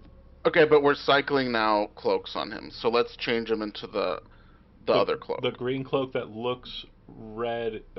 So you're doing the red cloak that looks green in the mirror, right? Sure. So you kind of do that, and then you go, it doesn't do anything as your weekends and burning him up. But when you drop him into the casket wearing the red robe that looks green in the mirror door drops.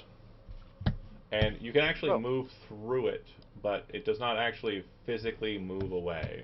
So you can move south, and it should move you into the next phase. Nice. Oh, Interesting. Bear with me for a Secret second. door.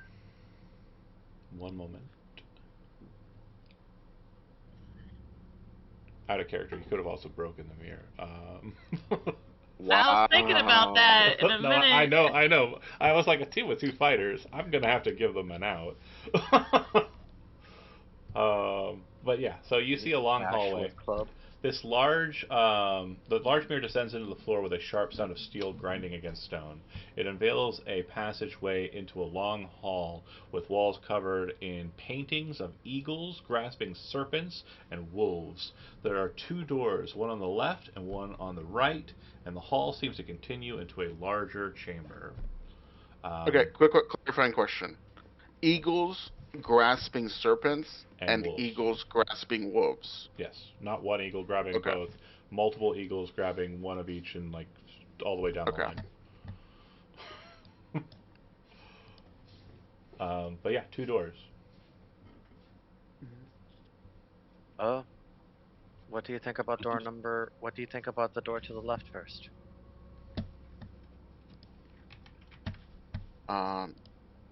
Yeah, I mean, whoever's willing to lead. Thanks, Rex. I cannot see in that room. You gotta click the open door button. Oh, shit. That's right, that's right. It says I still collide with the wall. Bear with me. Oh, shit. There's something weird in there. like ritual shit going on. Did you open this door? I'm gonna take a... Yeah. Yeah, I'm just gonna, like, stop at the doorway. Okay. Do you open it? Yes, sir. Oh, okay. Let me read some thingies. Yes, sir. You open. This is the door on the. So this would be the. Okay, cool. And then this is husband. Okay. So the stone door requires very little effort to open. This one is easily moved open. Upon entering, you see a richly carved and sculpted tomb, left slightly open. Standing near the tomb is a masculine form, adorned in ceremonial burial attire. They turn to look at you, and in a very strange, This isn't where I park my chariots. in a very strange tongue, says words. You recognize the words because it hasn't been 10 minutes yet, and he asks, "Who are you?" Oh, I'm gonna point to myself, like, as like, huh? Who are you? Who are you? Blinks. Huh? Blinks. What are you saying? Huh? And again, you can't understand him, Rex, but I'm saying the words that he's saying. He's speaking in the Vilusk tongue. The only person who can understand what he is saying currently is Orlok. So what you're hearing is gibberish, and what Orlok is hearing is what I'm actually saying. Oh, my He's bad. asking us Okay. to introduce ourselves, but I don't know the language. Because comprehend languages only lets you hear but not speak, right? Correct. Huh. Okay. I So will. Huh. Good. And then, and then start speaking. The mouth seems to be continually moving in the same fashion, but after a moment, you understand that there's something that's causing his tongue to kind of be heard by everybody. Who are you, and what are you doing here?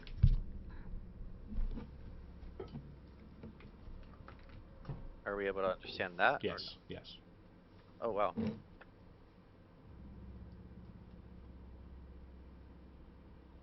Well, I'm just gonna back up here. who are you?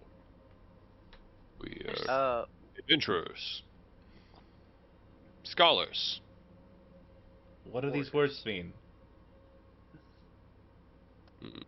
I pull out my tome, my like spell book, and keep it firmly in both hands. But like they might have had books back then that at least would Says a word. anchor something. The word that's said, like basically the movement of the lips is very short, but the translation, whatever is happening here, lore keeper. But it seems like the word for lore keeper is so important in their culture that it's very short and kind of like almost a single syllable term. Hmm. Ka Yeah, no. is what it Orlok sounds like. puffs his chest out at that. Like, yes, yes, we keep the lore, and We'd like to know the lore of the Well, Vilusk. I don't want to talk to you unless Jetan is done with.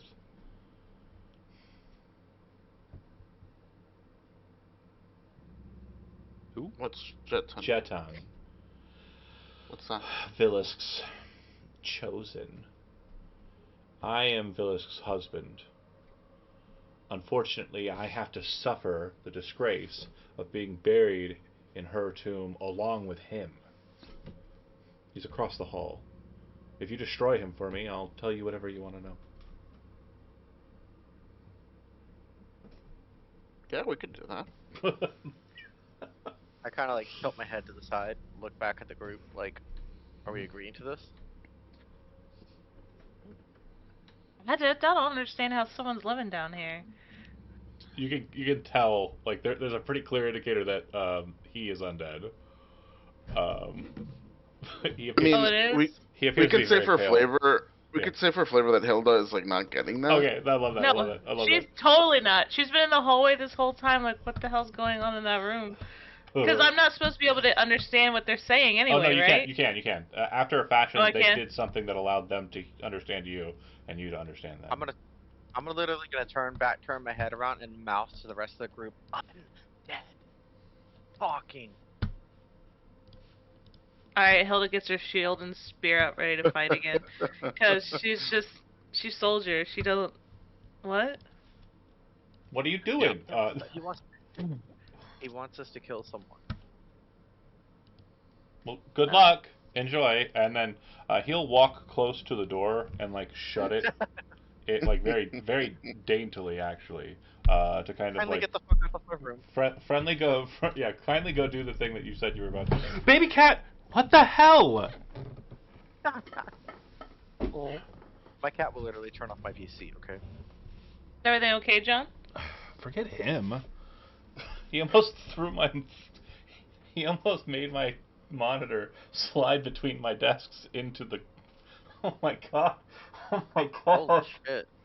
And all he did was roll his fat butt over and push it against the monitor. Okay. Well, you know, we're worshippers of Shim, so yeah, you yeah, can't yeah, be. yeah. I know. I'm so sorry I threw him. We follow the ways of Shim, okay? So how dare you remove That our is a god? great disrespect to the teachings of Shim. Just removed him from the desk. I had to. He would have killed everything. That would have been really bad. You'll have to appease him with offerings of ham or cut meat. I will do Later. no such thing. I might give him treats. It's okay. I don't know. We'll see. He. I think I accidentally put my token underneath Hilda. That's fine. Oh, I'll move. I'll move. I think. Back. There I am. Okay. Here he is, here Alright. he is. Sorry, Wow, I didn't mean to trap you. It's okay. Let's see. No, I did it. When the So- undead came, I just wrapped you up with the shield, Yeah. like, aha. Right. So, Get behind me. the individual that you were speaking with will shut the door as you move Okay. to the next one. He very kindly just kind of shuts the door behind you. I just look at the rest of the group and I blink and I'm like, I don't know if that was polite or rude. Well, he seems like a powerful, a noble in a former time. Nobles aren't known, I guess, for their, for being kind to the rabble, right? Not great So- bedside manner, but I suppose we have a job to do if we want to learn about Vilusk. Yeah, let's keep going. He said across the hall. Yeah, we're right here. Shall we? Go. Let's, Okay. I open the door. Inside this room, you see a richly carved and sculpted tomb, left slightly open. Standing near the tomb is a masculine form adorned in a ceremonial burial attire. His straw-like hair appears as dry as the heart of a desert, but rests neatly and well combed upon his shoulders. When he turns to face you, his eyes are a hollow white in color, and his face is covered with an ornate silver funeral mask. In his hand, he holds a fine brush made of jade with wire bristles. He asks a question in his strange tongue, pauses, clicks his head to the side, and waits. His voice is raspy and soft, but genuinely curious with a hint of fear. The I words, kind of tilt my head. and "Who when he are does- you?" Similar to what the last individual said, are again spoken. Who are you? Oh. And then a moment passes. Who are you? They didn't understand what you asked. You ask again, and they say, "Oh, I am Jatan. I am the kept man. What are you doing here?" Man. I kind of look to the group like, what? What are we doing here? What are we- He's so Adventure- nice. Like, and we're supposed to kill him? Say that out loud. No, she wouldn't say it loud, but she would. And we're supposed to kill him. He's so nice. He would say, "What was that? What was that?" So, sorry. He's really nice. Can we just ask him about Vilusk? Yes. What can you tell us about Vilusk? What? Well, she's very powerful, very strong. She allowed me to pass with her into the afterlife, and here I am. Did she make you undead? No, no. Well, I chose to be. As did she? Of course. Why were you chosen to stay with her tomb rather than her husband? Her husband was too.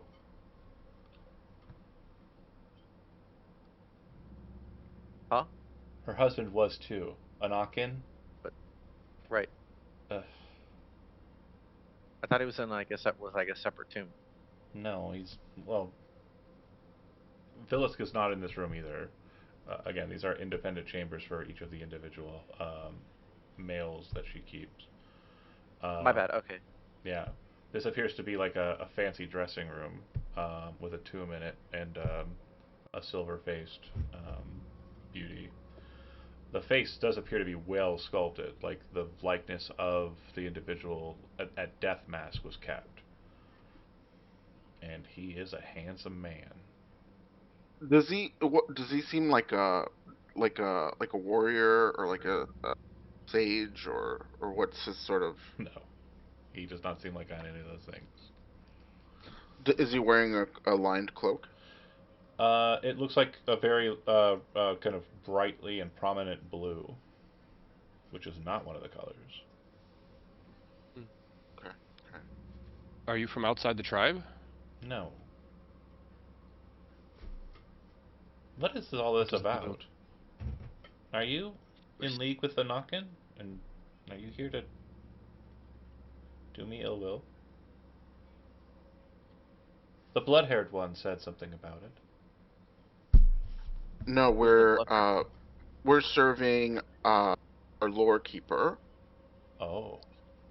in, collecting lore about the region for our own community. We were instructed if And visitors are able to pass through the mirrored veil, then we are to talk to them. I would be more inclined to speak with you if you were to destroy Anakin. God Yep. damn it! Yep.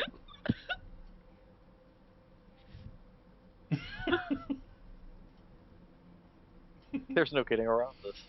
are they? Do I get the feeling like they're like this is like they're her? Like this is romantic, or this is like? Just to kind of put this above table, Uh-huh. Anakin is her husband. Uh-huh. Jatan is her, whatever the male word for mistress would be. Okay. Kept man is the term that he used. Oh, that's what you meant by kept man. Okay. Consort, thank you Oh, so he much. said kept man. Yeah. So Consort. the presumption Yeah. here is that Vilusk, in her power, decided to be buried with both of them, and and apparently liked Jatan so much that she gave him his own color, blue. I mean, Oh. pop off, queen. Which, out of character note too, and for anybody trained in history, you would know this. Blue as a color tone for cloth and other things is very rare, so it would be more regal and rich than red. Oh. Can you Sounds like if we had to do anyone in, out of respect for Vilusk, that would be less of a slight. It would probably be to kill Jatan. The husband, I mean. Yeah, the Anakin. husband, Anakin. Anakin, Anakin. and he was rude. Yeah, he was a bit of a dick. Oh my, if you're interested, I can give you some help.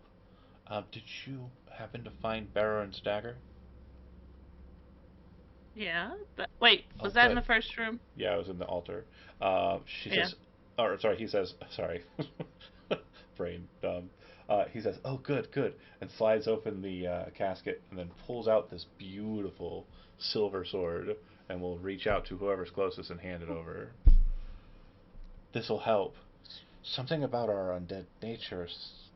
I believe these are supposed to wound us, but they're also very capable at killing anyone who's living as well. Good luck. Uh, I'll take it, I guess, He's, if no one else wants it. he seems almost giddy, and he's like, oh, placing his hands against the mask, and it's like, you don't mind if I watch, right? Oh. Why is this kind of hot though? Yeah, right.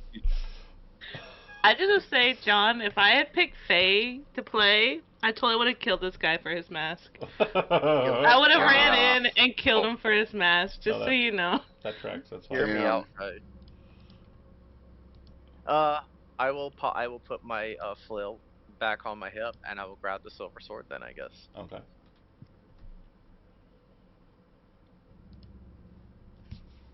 Yeah. Alright, Hilda's gonna get battle ready. She's ready to go against the other guy who shut the door. That was very rude. Okay. Alright. Now you have, Knock, knock, knock. and again, Jatan is just watching from the door, presumably smiling a million-mile wide smile behind that mask. Are you knocking, or are you just going in and doing the deed? Wait, before you go in there, well, or John, I guess at the start of combat or right before combat or right before we bust in there, I want to cast protection from Good, evil. good and evil. Yeah, Yeah. Okay. on Rex. All Oh, right. thank you. Aw. I'm going to, I guess, kick open the door.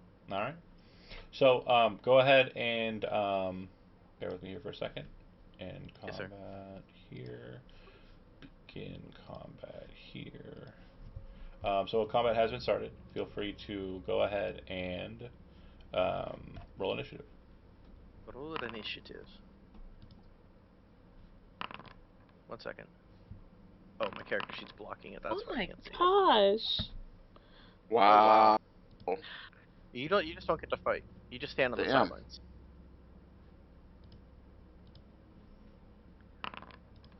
Oh, I got a 10. Okay. You're just like, you guys got this. I'm on cleanup duty. I've gotten a 0 before too, because I've got like a -1 to another character in another game, and yeah, it's a running gag. All right. Hold on a second. Okay, bear with me here. Sorry, I had these two. I had them swapped. They look the same. Vilusk has a type. Okay. Um, so we're all on the board. And oh, Cloran, it doesn't look like you have an initiative rolled. I In my see mind, I her. did it. Yeah. It's on the board. I see it. It's 14. Did I not click it? Did I not click myself? Yeah, I don't think you clicked yourself. Okay, well, let me click. I'm clicking myself right now, this exact second. I'm clicked, and then I'm going to roll initiative. Fully clicked. All right. My original value was a 14. I'm okay with If it. you can change it manually. I'm Okay. okay with it wherever it's at. Okay. Okay. So, Rex, you're going first. Cloran, you have the highest initiative. If you'd like to cast a spell through, I'm okay with that. I want to put my hand on Rex, and I want to cast resistance to necrotic. Mhm. Oh, no. I don't want to do that. Sorry.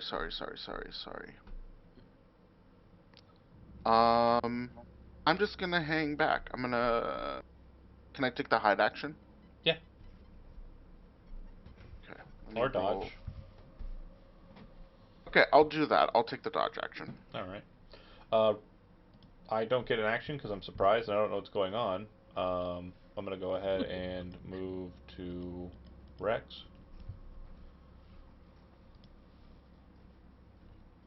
You have the silver sword or no?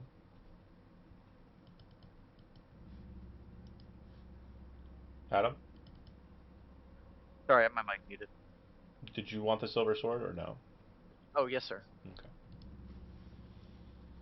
I thought that you could hear me. I apologize. I was paying back my beer. Weapon, martial melee, long sword.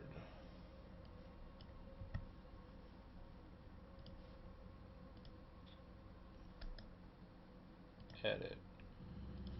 Silver.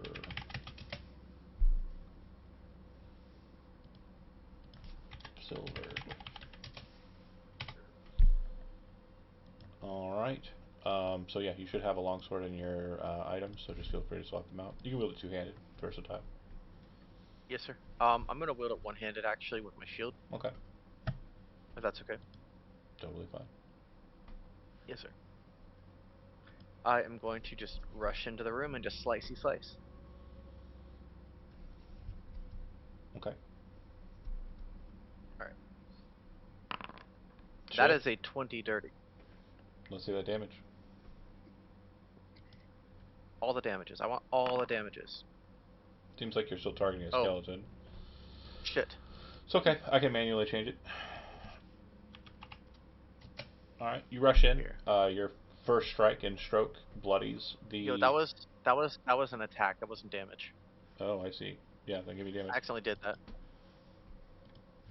I need to hit that and then target. Okay. Why isn't it allowing me to target him? Oh, now I can. Okay. 9. Okay. Solid hit.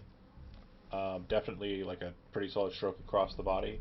A look of anger and like desperation fills his face, and he kind of like stares at you, reaching for his own casket, seemingly going for a similar sword. Okay. Yep. Next up is Orlok. All right, I am gonna take a step to the back and the side, target him with let's go with Ray of Frost this time. Oh, I'm not selected. Hold on. And you also don't have Selected. them targeted, right? You're Nice. still shooting at a skeleton, by the way. So God damn it. Okay. hover your mouse over it and press the letter T on your keyboard. T. Okay. Gotcha. I thought it was double click. All right. Still Rolling damage. Mm-hmm. 2d8 critical hit Nice. for 9 and slowed. You gotta outdo me, huh? All right. Bloody. Stupid. Definitely a solid hit. There's kind of like a screaming out, and like you can understand what he's saying, and he's basically saying, "Ah, Jatan, you," and just starts saying a bunch of very strange sounding slurs when they're translated, and like curses when they're translated, because it sounds like they're just kind of mundane things that are being said, but when you think of them in context, it's kind of like, oh, oh, I see. Okay, that you're calling him a bottle. I get it. Yes. You're calling him a sheath. That's a wait. What? And there's just a lot of very confusing words that just don't make sense as curse words, but that's what she's going for. Or he's Okay. going for. My brain's dumb. Okay. Next up is Cloran. Yeah. Move here. Um, did he did he attack or did he act? No, no, he was surprised. Okay, what do I want to do here? Mm, mm, mm, mm. I guess I'll move here so I can get a better look. Did Hilda? So that was. Oh, I forgot Hilda. Did we skip Hilda? Hilda's a 0, so Yeah, I'm that's last. why I forgot. So what do you want to do? You want to run in? Oh, okay. Let me go back. It's your up, Kimmy. Cloran's at the top of Oh, the initiative. sorry. Is it a problem to move through other No. players? Okay. Wait, You get to hear. I don't even know where this person's at. Just move in through the door, you'll see. Okay. Oh yeah, I'm gonna go here. Okay. Apparently I keep locking myself out. I got it. Never mind. That's fine. Problem, sorry. Attack! Okay.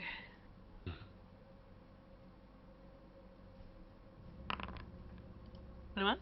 That'll work. Oh, wrong button. There you go. Nah. So it is going to resist that damage, as it's not from a silvered weapon. It looks like it hits, but like something about their undead nature seems to be resistant to normal weaponry. Like it doesn't hurt as much as that longsword stroke seemed to. Okay, now it's Claran. So I'm gonna move here. So that's 5, 10. Can I? Is that? Can I move into the space with Yeah. the tomb on it, or no? You can jump onto it. It's like So it's 5, 10. kind of 15, hazardous 20. terrain, so if they wanted to kick the lid out from underneath you, that could be a problem. But Alright, besides that, I'm it's not fine. gonna stay there. For sure. Okay, so that's 5, 10, 15. Alright. From here, I'm gonna cast Shocking Grasp. That'll miss. Oh, that was fucking dumb. They haven't taken an action yet Uh-oh. in the combat, so they don't have reactions. Okay, and I'll move here. And that is the end of my turn. Okay. Jatan will lunge at Rex, seemingly the only threat to him. Or sorry, Anakin will, fighting the bend. I'm gonna just jump at you with my hands and try and touch you. I'm gonna lift my shield, hopefully. Go ahead and make a con saving throw. Con saving throw. Mm-hmm.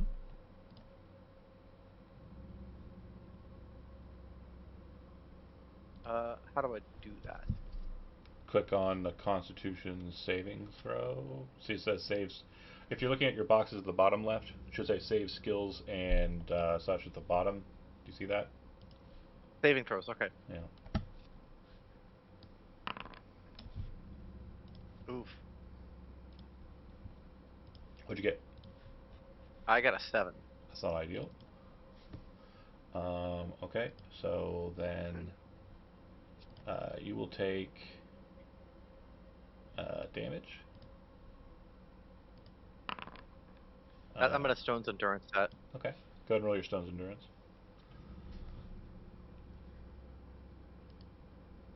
Keep wanting to manually roll it because I'm so used to it. Block that damage. Click the healing. Healing. Yeah. Okay. Okay. Ooh, yes. So you're only going to take. Let's see. You were at full hit points, right?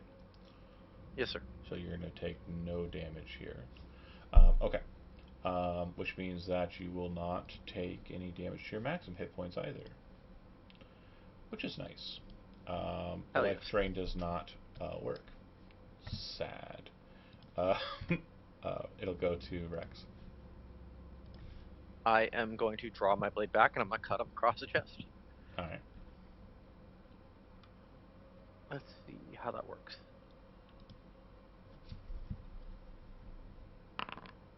16. Hit. 6 points of damage. And dead. Fantastic. So, as he hits the ground with a cut across his chest, you can hear it. Oh God! Oh, it actually happened! Oh my God! This is the most wonderful day since I was chosen to be buried alongside her. Oh, you've done so well. Amazing. Well, thank you. I'm gonna turn and like lean out the doorway and just be like, "So, what can you tell us about Vilusk?" She's amazing. She's buried within, and sometimes she comes and she visits me in the dark, in the night, or day, whenever. I believe sometimes Anakin goes to her room, but unfortunately, I'm not allowed in there. Hmm. Oh, everyone left the room. Okay. I'm not allowed Don't to know why leave. it got dark. I'm not allowed to leave this room, actually. Don't you get bored in there? Well, no. Every time I start to, she comes to me. Okay. Despite That's my life, kind of sweet of her. despite my life being completely removed from me, we have found a way to light the fires of passion. Yeah. That's nice. It is. It's so wonderful. But like I said, I believe her chamber is somewhere that way, and kind of gestures to the south. But like I said, I'm not allowed to meet with her in her own room. I believe Anakin Well, we was. But uh if you are going to meet with her, please, um, goes into like the stash and then pulls out a blue scarf with a very similar pattern to your sash. It's got like kind of like a wind or water pattern on it, Rex. I will hand it to you. mhm. I knew when I Oh, saw thank you, you'd be a great champion for me. Please make sure that she gets this. Hopefully, the scent upon you. it will remind her she'll come earlier than normal. I will do that. Thank you so much. Yeah. He like looks back at the rest of the group and mouths, "What the fuck?"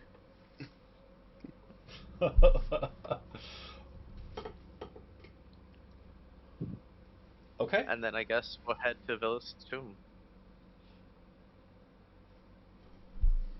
So, yeah, if you leave Jatan's kind of in the doorway watching as you're walking away, kind of like leaned up against the door frame, just waiting patiently. And you head south. John, I'm did sorry. that Wait. I'm sorry, Kimmy. Go ahead. Oh no, I was just gonna ask, did the person that we just murdered, did they have a silver sword in their possession? They did. Okay, can I take it? Yeah. Okay, Nice. thank you. Matching set twinsies. Mhm. I would like to do like a sweep of his person and of the room for any other st stuff that might be useful or that Sure. we might turn in back at the keep Uh, or the mansion. Anakin didn't appear to be buried with much besides a sword in their tomb. Guys, it's possible we killed the wrong husband or partner. Why? What do you mean? Yeah. Well, he just said that that her husband is able to visit her, but he's not allowed to leave his room and she visits him. So it leads you to wonder why. Just, you know, getting that out there. Mm, hmm, I guess. But he's But trapped anyway, there. yeah, that's a good point too. I don't know. I don't see him as dangerous at the moment. Like we can just leave him and come back, right? I suppose we could leave him be.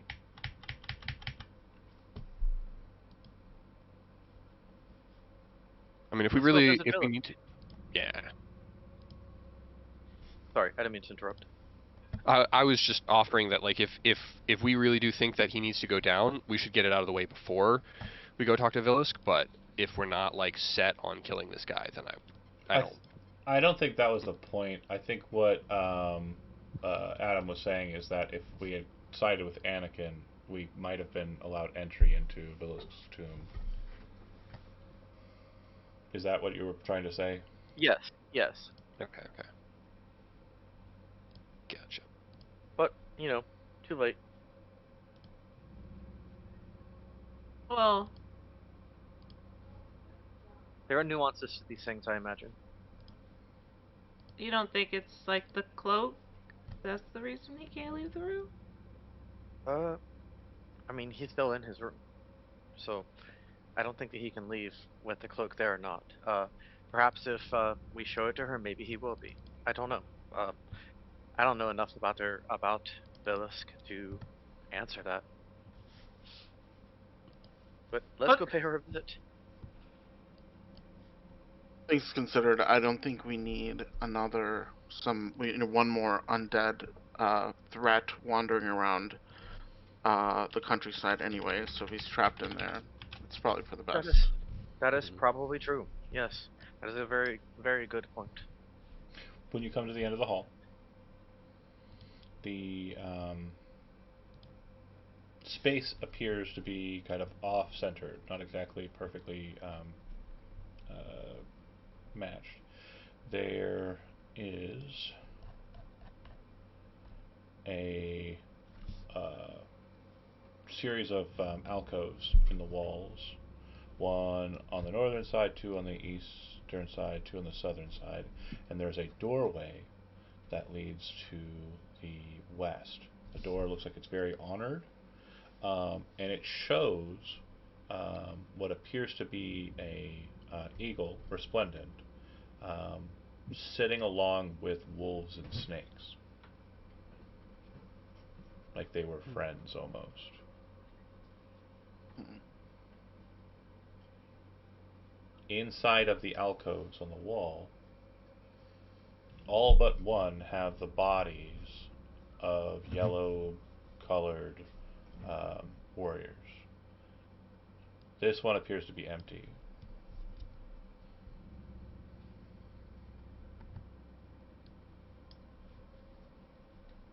I'm gonna go over and try and look at the bodies and see how undead they may or may not be. Looking at them, they appear to just be skeletons. It doesn't look like there is anything that is holding them together. If you kind of touch one, it kind of falls apart. Let's hope they don't come back to life or unlife. Let's go through and just kind of like shake them apart. Yeah. Okay, Cloran will kind of go through and kind of kick and shake each one. All four of them. Okay. All right. Then what?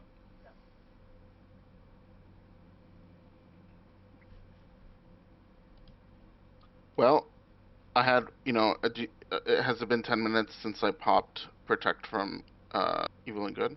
That conversation back and forth did take about that long, so I'd say yes. Okay.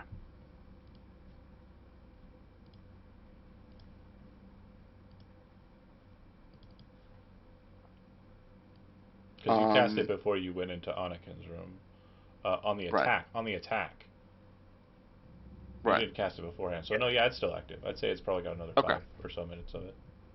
okay. So we got 5 minutes to get in there uh, Alright. before the blessing wears off. So if we're gonna deal with Vilusk, I imagine we'll probably have to enter into combat with her. Well, let's go. Okay.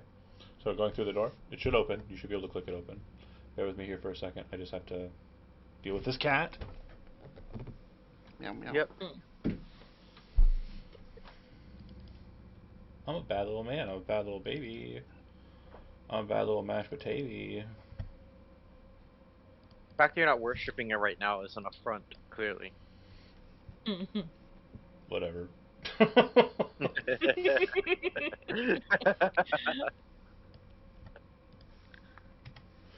Update.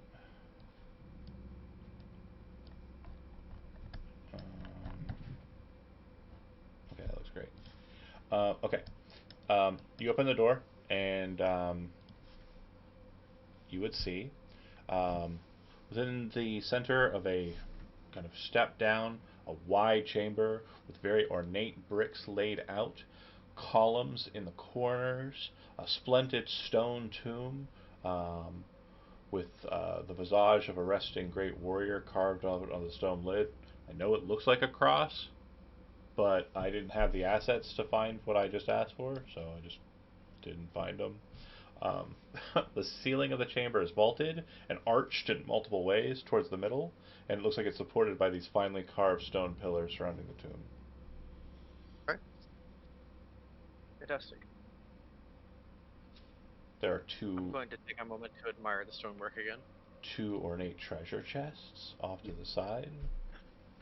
Cloran will like kind of impatiently nudge Rex forward. No time to admire the stonework. Your protection is wearing off as we speak.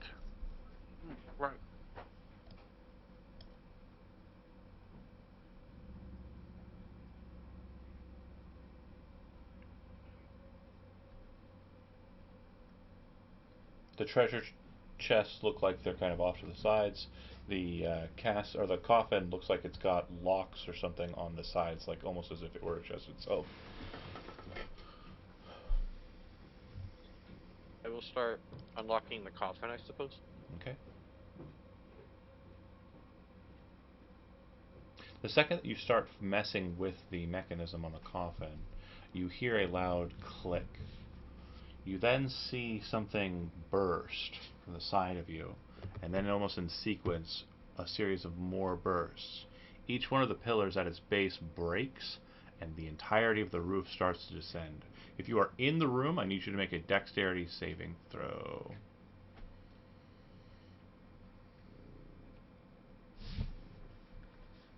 In the room, dexterity. Oh, I'm need it back.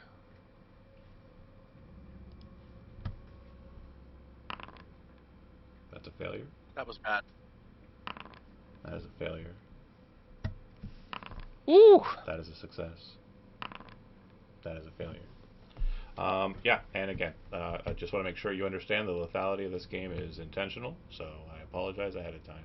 If you are Rex, Hilda, or Orlok, you're taking a total of 16 points of damage as the roof descends down upon you and crushes you under its weight.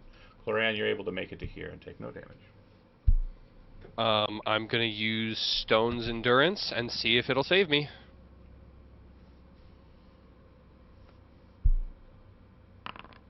Yeah, so you'll take 6 damage, or 5 damage. Yeah. Oh my god. So what I'll say is you are still buried under the weight of it, so you're kind of down in there. You'll have to dig your way out. Rex, you are dying, correct? Yes, sir. Okay. And Hilda, dying as well? Yep. Okay. We got our asses beat by some stones. Nobody checked for traps. That's why we're supposed to have. We're supposed to have rogues on our party. Mm-hmm. Nobody even said, like, maybe this is trapped. Like, you literally walked up to him and like, fiddle, fiddle, fiddle. Fiddle, fiddle. Am I supposed got to? Yeah, you got comfortable as fuck. Orlok, you're not dying. Rex and Hilda, you are dying. In the immediate aftermath of it, it's going to cycle. We're just going to go through it beat for beat. Since Cloran, you are active, you can function. It is a mound of dirt. There is no visible party present until they try to dig themselves out. Orlok had a torch, right? Or a lantern or something. Had. Okay, it's just snuffed. Yeah, that's how that would work, I think. Do I have any, I mean, I was looking towards them. They were moving towards you, so where they fell and where they were dropped is very different than where they're currently standing. So from a narrative beat, it is very impossible for you to tell exactly where they are until they make some movement. And they'll have to gain consciousness or kind of shift around to do so. Could I, roll a perception check to see if I get anything? Sure, I'll give you a perception check. I'm going to say that DC is going to be 20. Alright. Highly unlikely, but possible. You got this. Oh. Nah, 16. Unfortunately not. Yeah, nothing that you can see. Panic. There's panic. You can see the panic in your own face. I mean, for sure. Okay. Orlok, you'd be next since you're also active and awake. You are under a mound of dirt. What's your constitution modifier? I want to say it's +3. If that's the case, in 4 minutes you will lose oxygen and die unless you manage to get out of the dirt. Okay. In that case, I'm going to start digging. Okay. Go ahead and make a strength athletics check. Okay.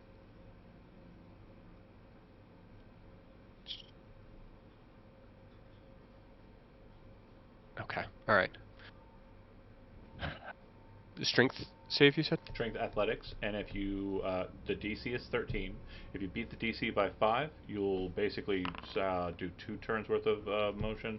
You didn't get 1, so yeah, DC is 13. You're struggling to kind of get yourself out of the hole and out of the burial space. but it's not quite working. But there is movement there, so Cloran, you are keyed on with that 16 perception. You know where Orlok is, and there appears to be movement there, so you can help dig him out. Because it's not a perfect like fill-in. Not yet, Clarion. On your initiative, we're still cycling.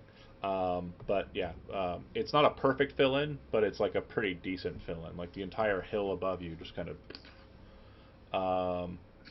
Okay. Next up, then we'll go with Rex. Roll a death saving throw. Okay. Should be on your sheet. Where do I don't. Should be trying to figure it out. I'll be completely honest. It is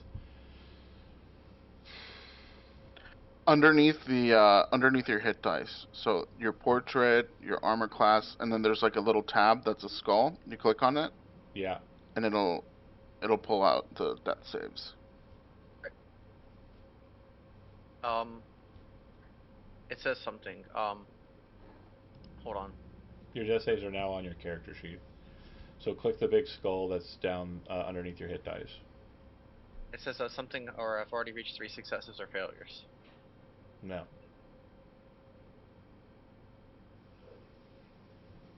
But you gotta roll it. I'm trying, it won't let me. It's weird.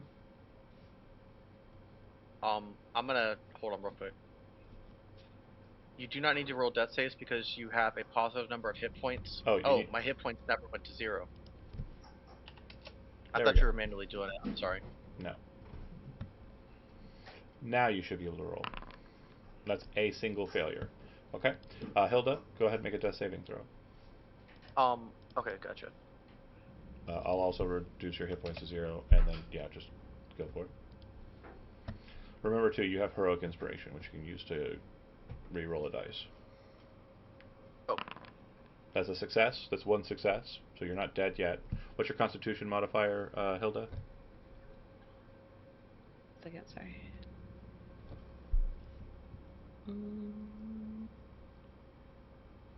I don't have one. It's... Wait. Con modifier? You got a +2, so in 3 minutes you'll die of oxygen deprivation because you're underground. Okay, Claran, you see the movement from Orlok. Go ahead and make a strength athletics check. You're going to try and dig. It's a bit easier DC on the top. If you have a shovel, you have advantage, but the DC is 10 to try and move earth off of him. Success. So that's one success of 3 necessary successes to be able to patch a hole out for him to be able to breathe. 5 successes are necessary for him to be able to move. Okay. Oh. Go ahead. Okay. Orlok, you're next. You feel like something's happening above you. Go ahead and make a strength athletics roll. DC is 13 for you.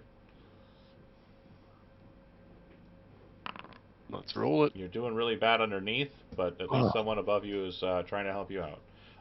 Death saving throw from you, Adam. Alright. Saving throw or death save? Death save. Okay. That's a success. 1 of 3. What's your con modifier? Fuck yes. Plus 2. So 3 minutes for you as well. So you and Hilda will suffocate at the same time. Hilda, you're up. Death saving throw. Okay. Twins and swords, twins and last breaths. Failure. 1 success, 1 failure. Cloran?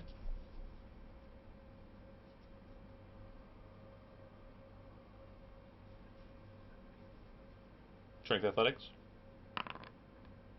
Okay. 8. That is a failure. Orlok? Strength athletics? Strength. Yep. Can I use message to help, like, indicate to Claran where I'm? Does message like, where require I am, you to be able to see the target of your message or no? It does not. It just says point at a creature. It doesn't say that you have to see the creature. Okay, then yeah, you can say, hey, I'm down here, help me out. God, because I'm not going to get shit done otherwise. Okay. If that's the case, you can't make a strength athletics check, so that roll was unnecessary. You cast message as your action, struggling to do so. Claran, on your strength athletics checks up above, you'll have advantage. Yeah. Death saving throw from you, Adam. Yes, sir. Success. That's 2 for you. And then Hilda, same. So you said we can use inspiration to reroll if we fail. Okay. Success. Okay. Didn't even need it. You got 2 successes, 1 failure, and Adam, you have Yeah. 2 successes, 1 failure. Memory serves. All right. We're gonna make it. Cloran, you have advantage on your digging roll here. So stressful. Strength All is right, better. let me dig. Let me dig.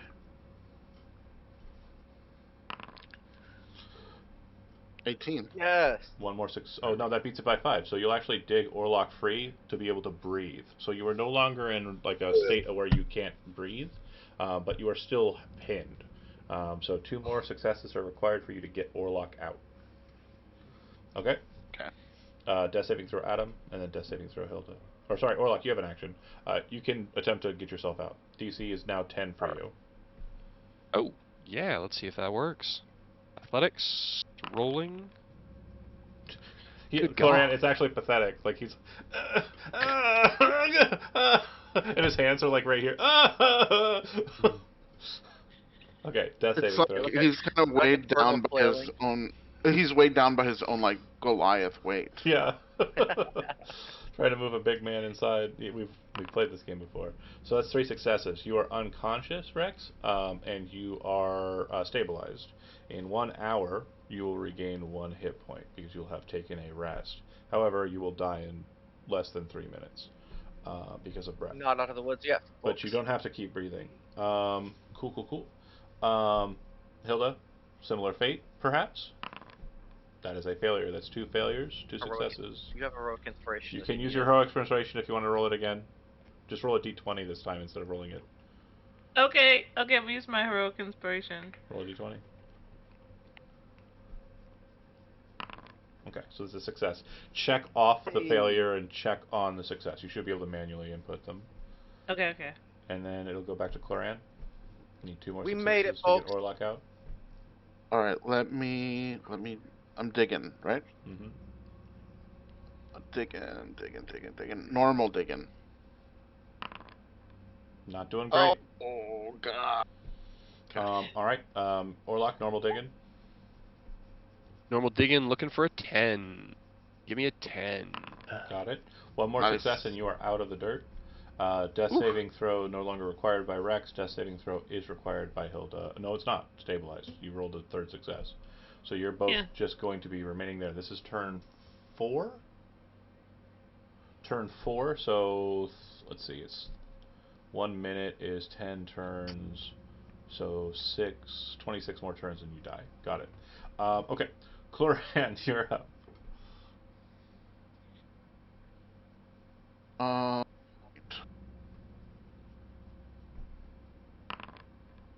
no. Orlok.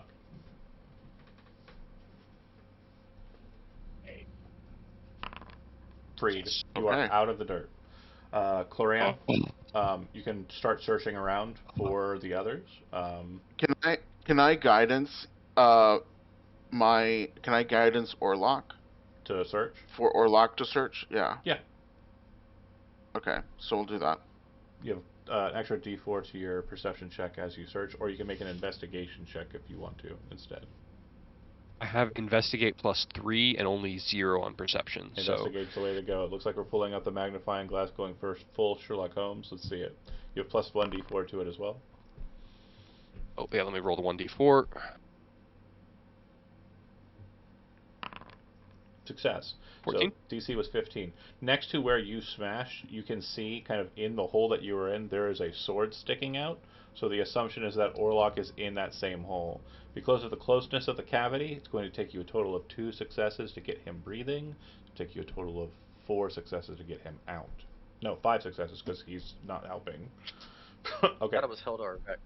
What's that? I thought it was Hilda and Rex. Orlok is safe, right? No, Orlok is looking for Rex. Oh, my in bad. the dirt. He's trying to find you. He saw your sword. A part of it got into his cavity, and so when he was digging himself out, your sword is kind of sticking out from there. It got like knocked off of your back, or the longsword got like knocked out of your hands and kind of thrown to the floor. So the presumption is Rex is right there. They can start digging in that direction. All right, yeah. So, Cloran, it goes back to you. And that is, we're at 5 in, so you're up. Okay. Can I roll? So I'm rolling either perception or investigation to find them. Correct. Okay. Let me try to roll one and see how that goes. The perception check to find Hilda will be a bit more difficult because she wasn't adjacent to anybody, but it is possible. But I'm not gonna roll the. I'm gonna guidance. I'm gonna guidance or luck. Okay, Orlock, you are trying to dig him out, so go ahead and make strength athletics. You have a D4 extra to it. DC is 13 for the first two. Roll a D4. Need a 4 on it. Let's see. Come on, baby. Nailed it. Yes! One Woo! success. Cloran guidance, Orlock, go. We're on 16, or 6 rather. Oh, go again? Yeah. Okay.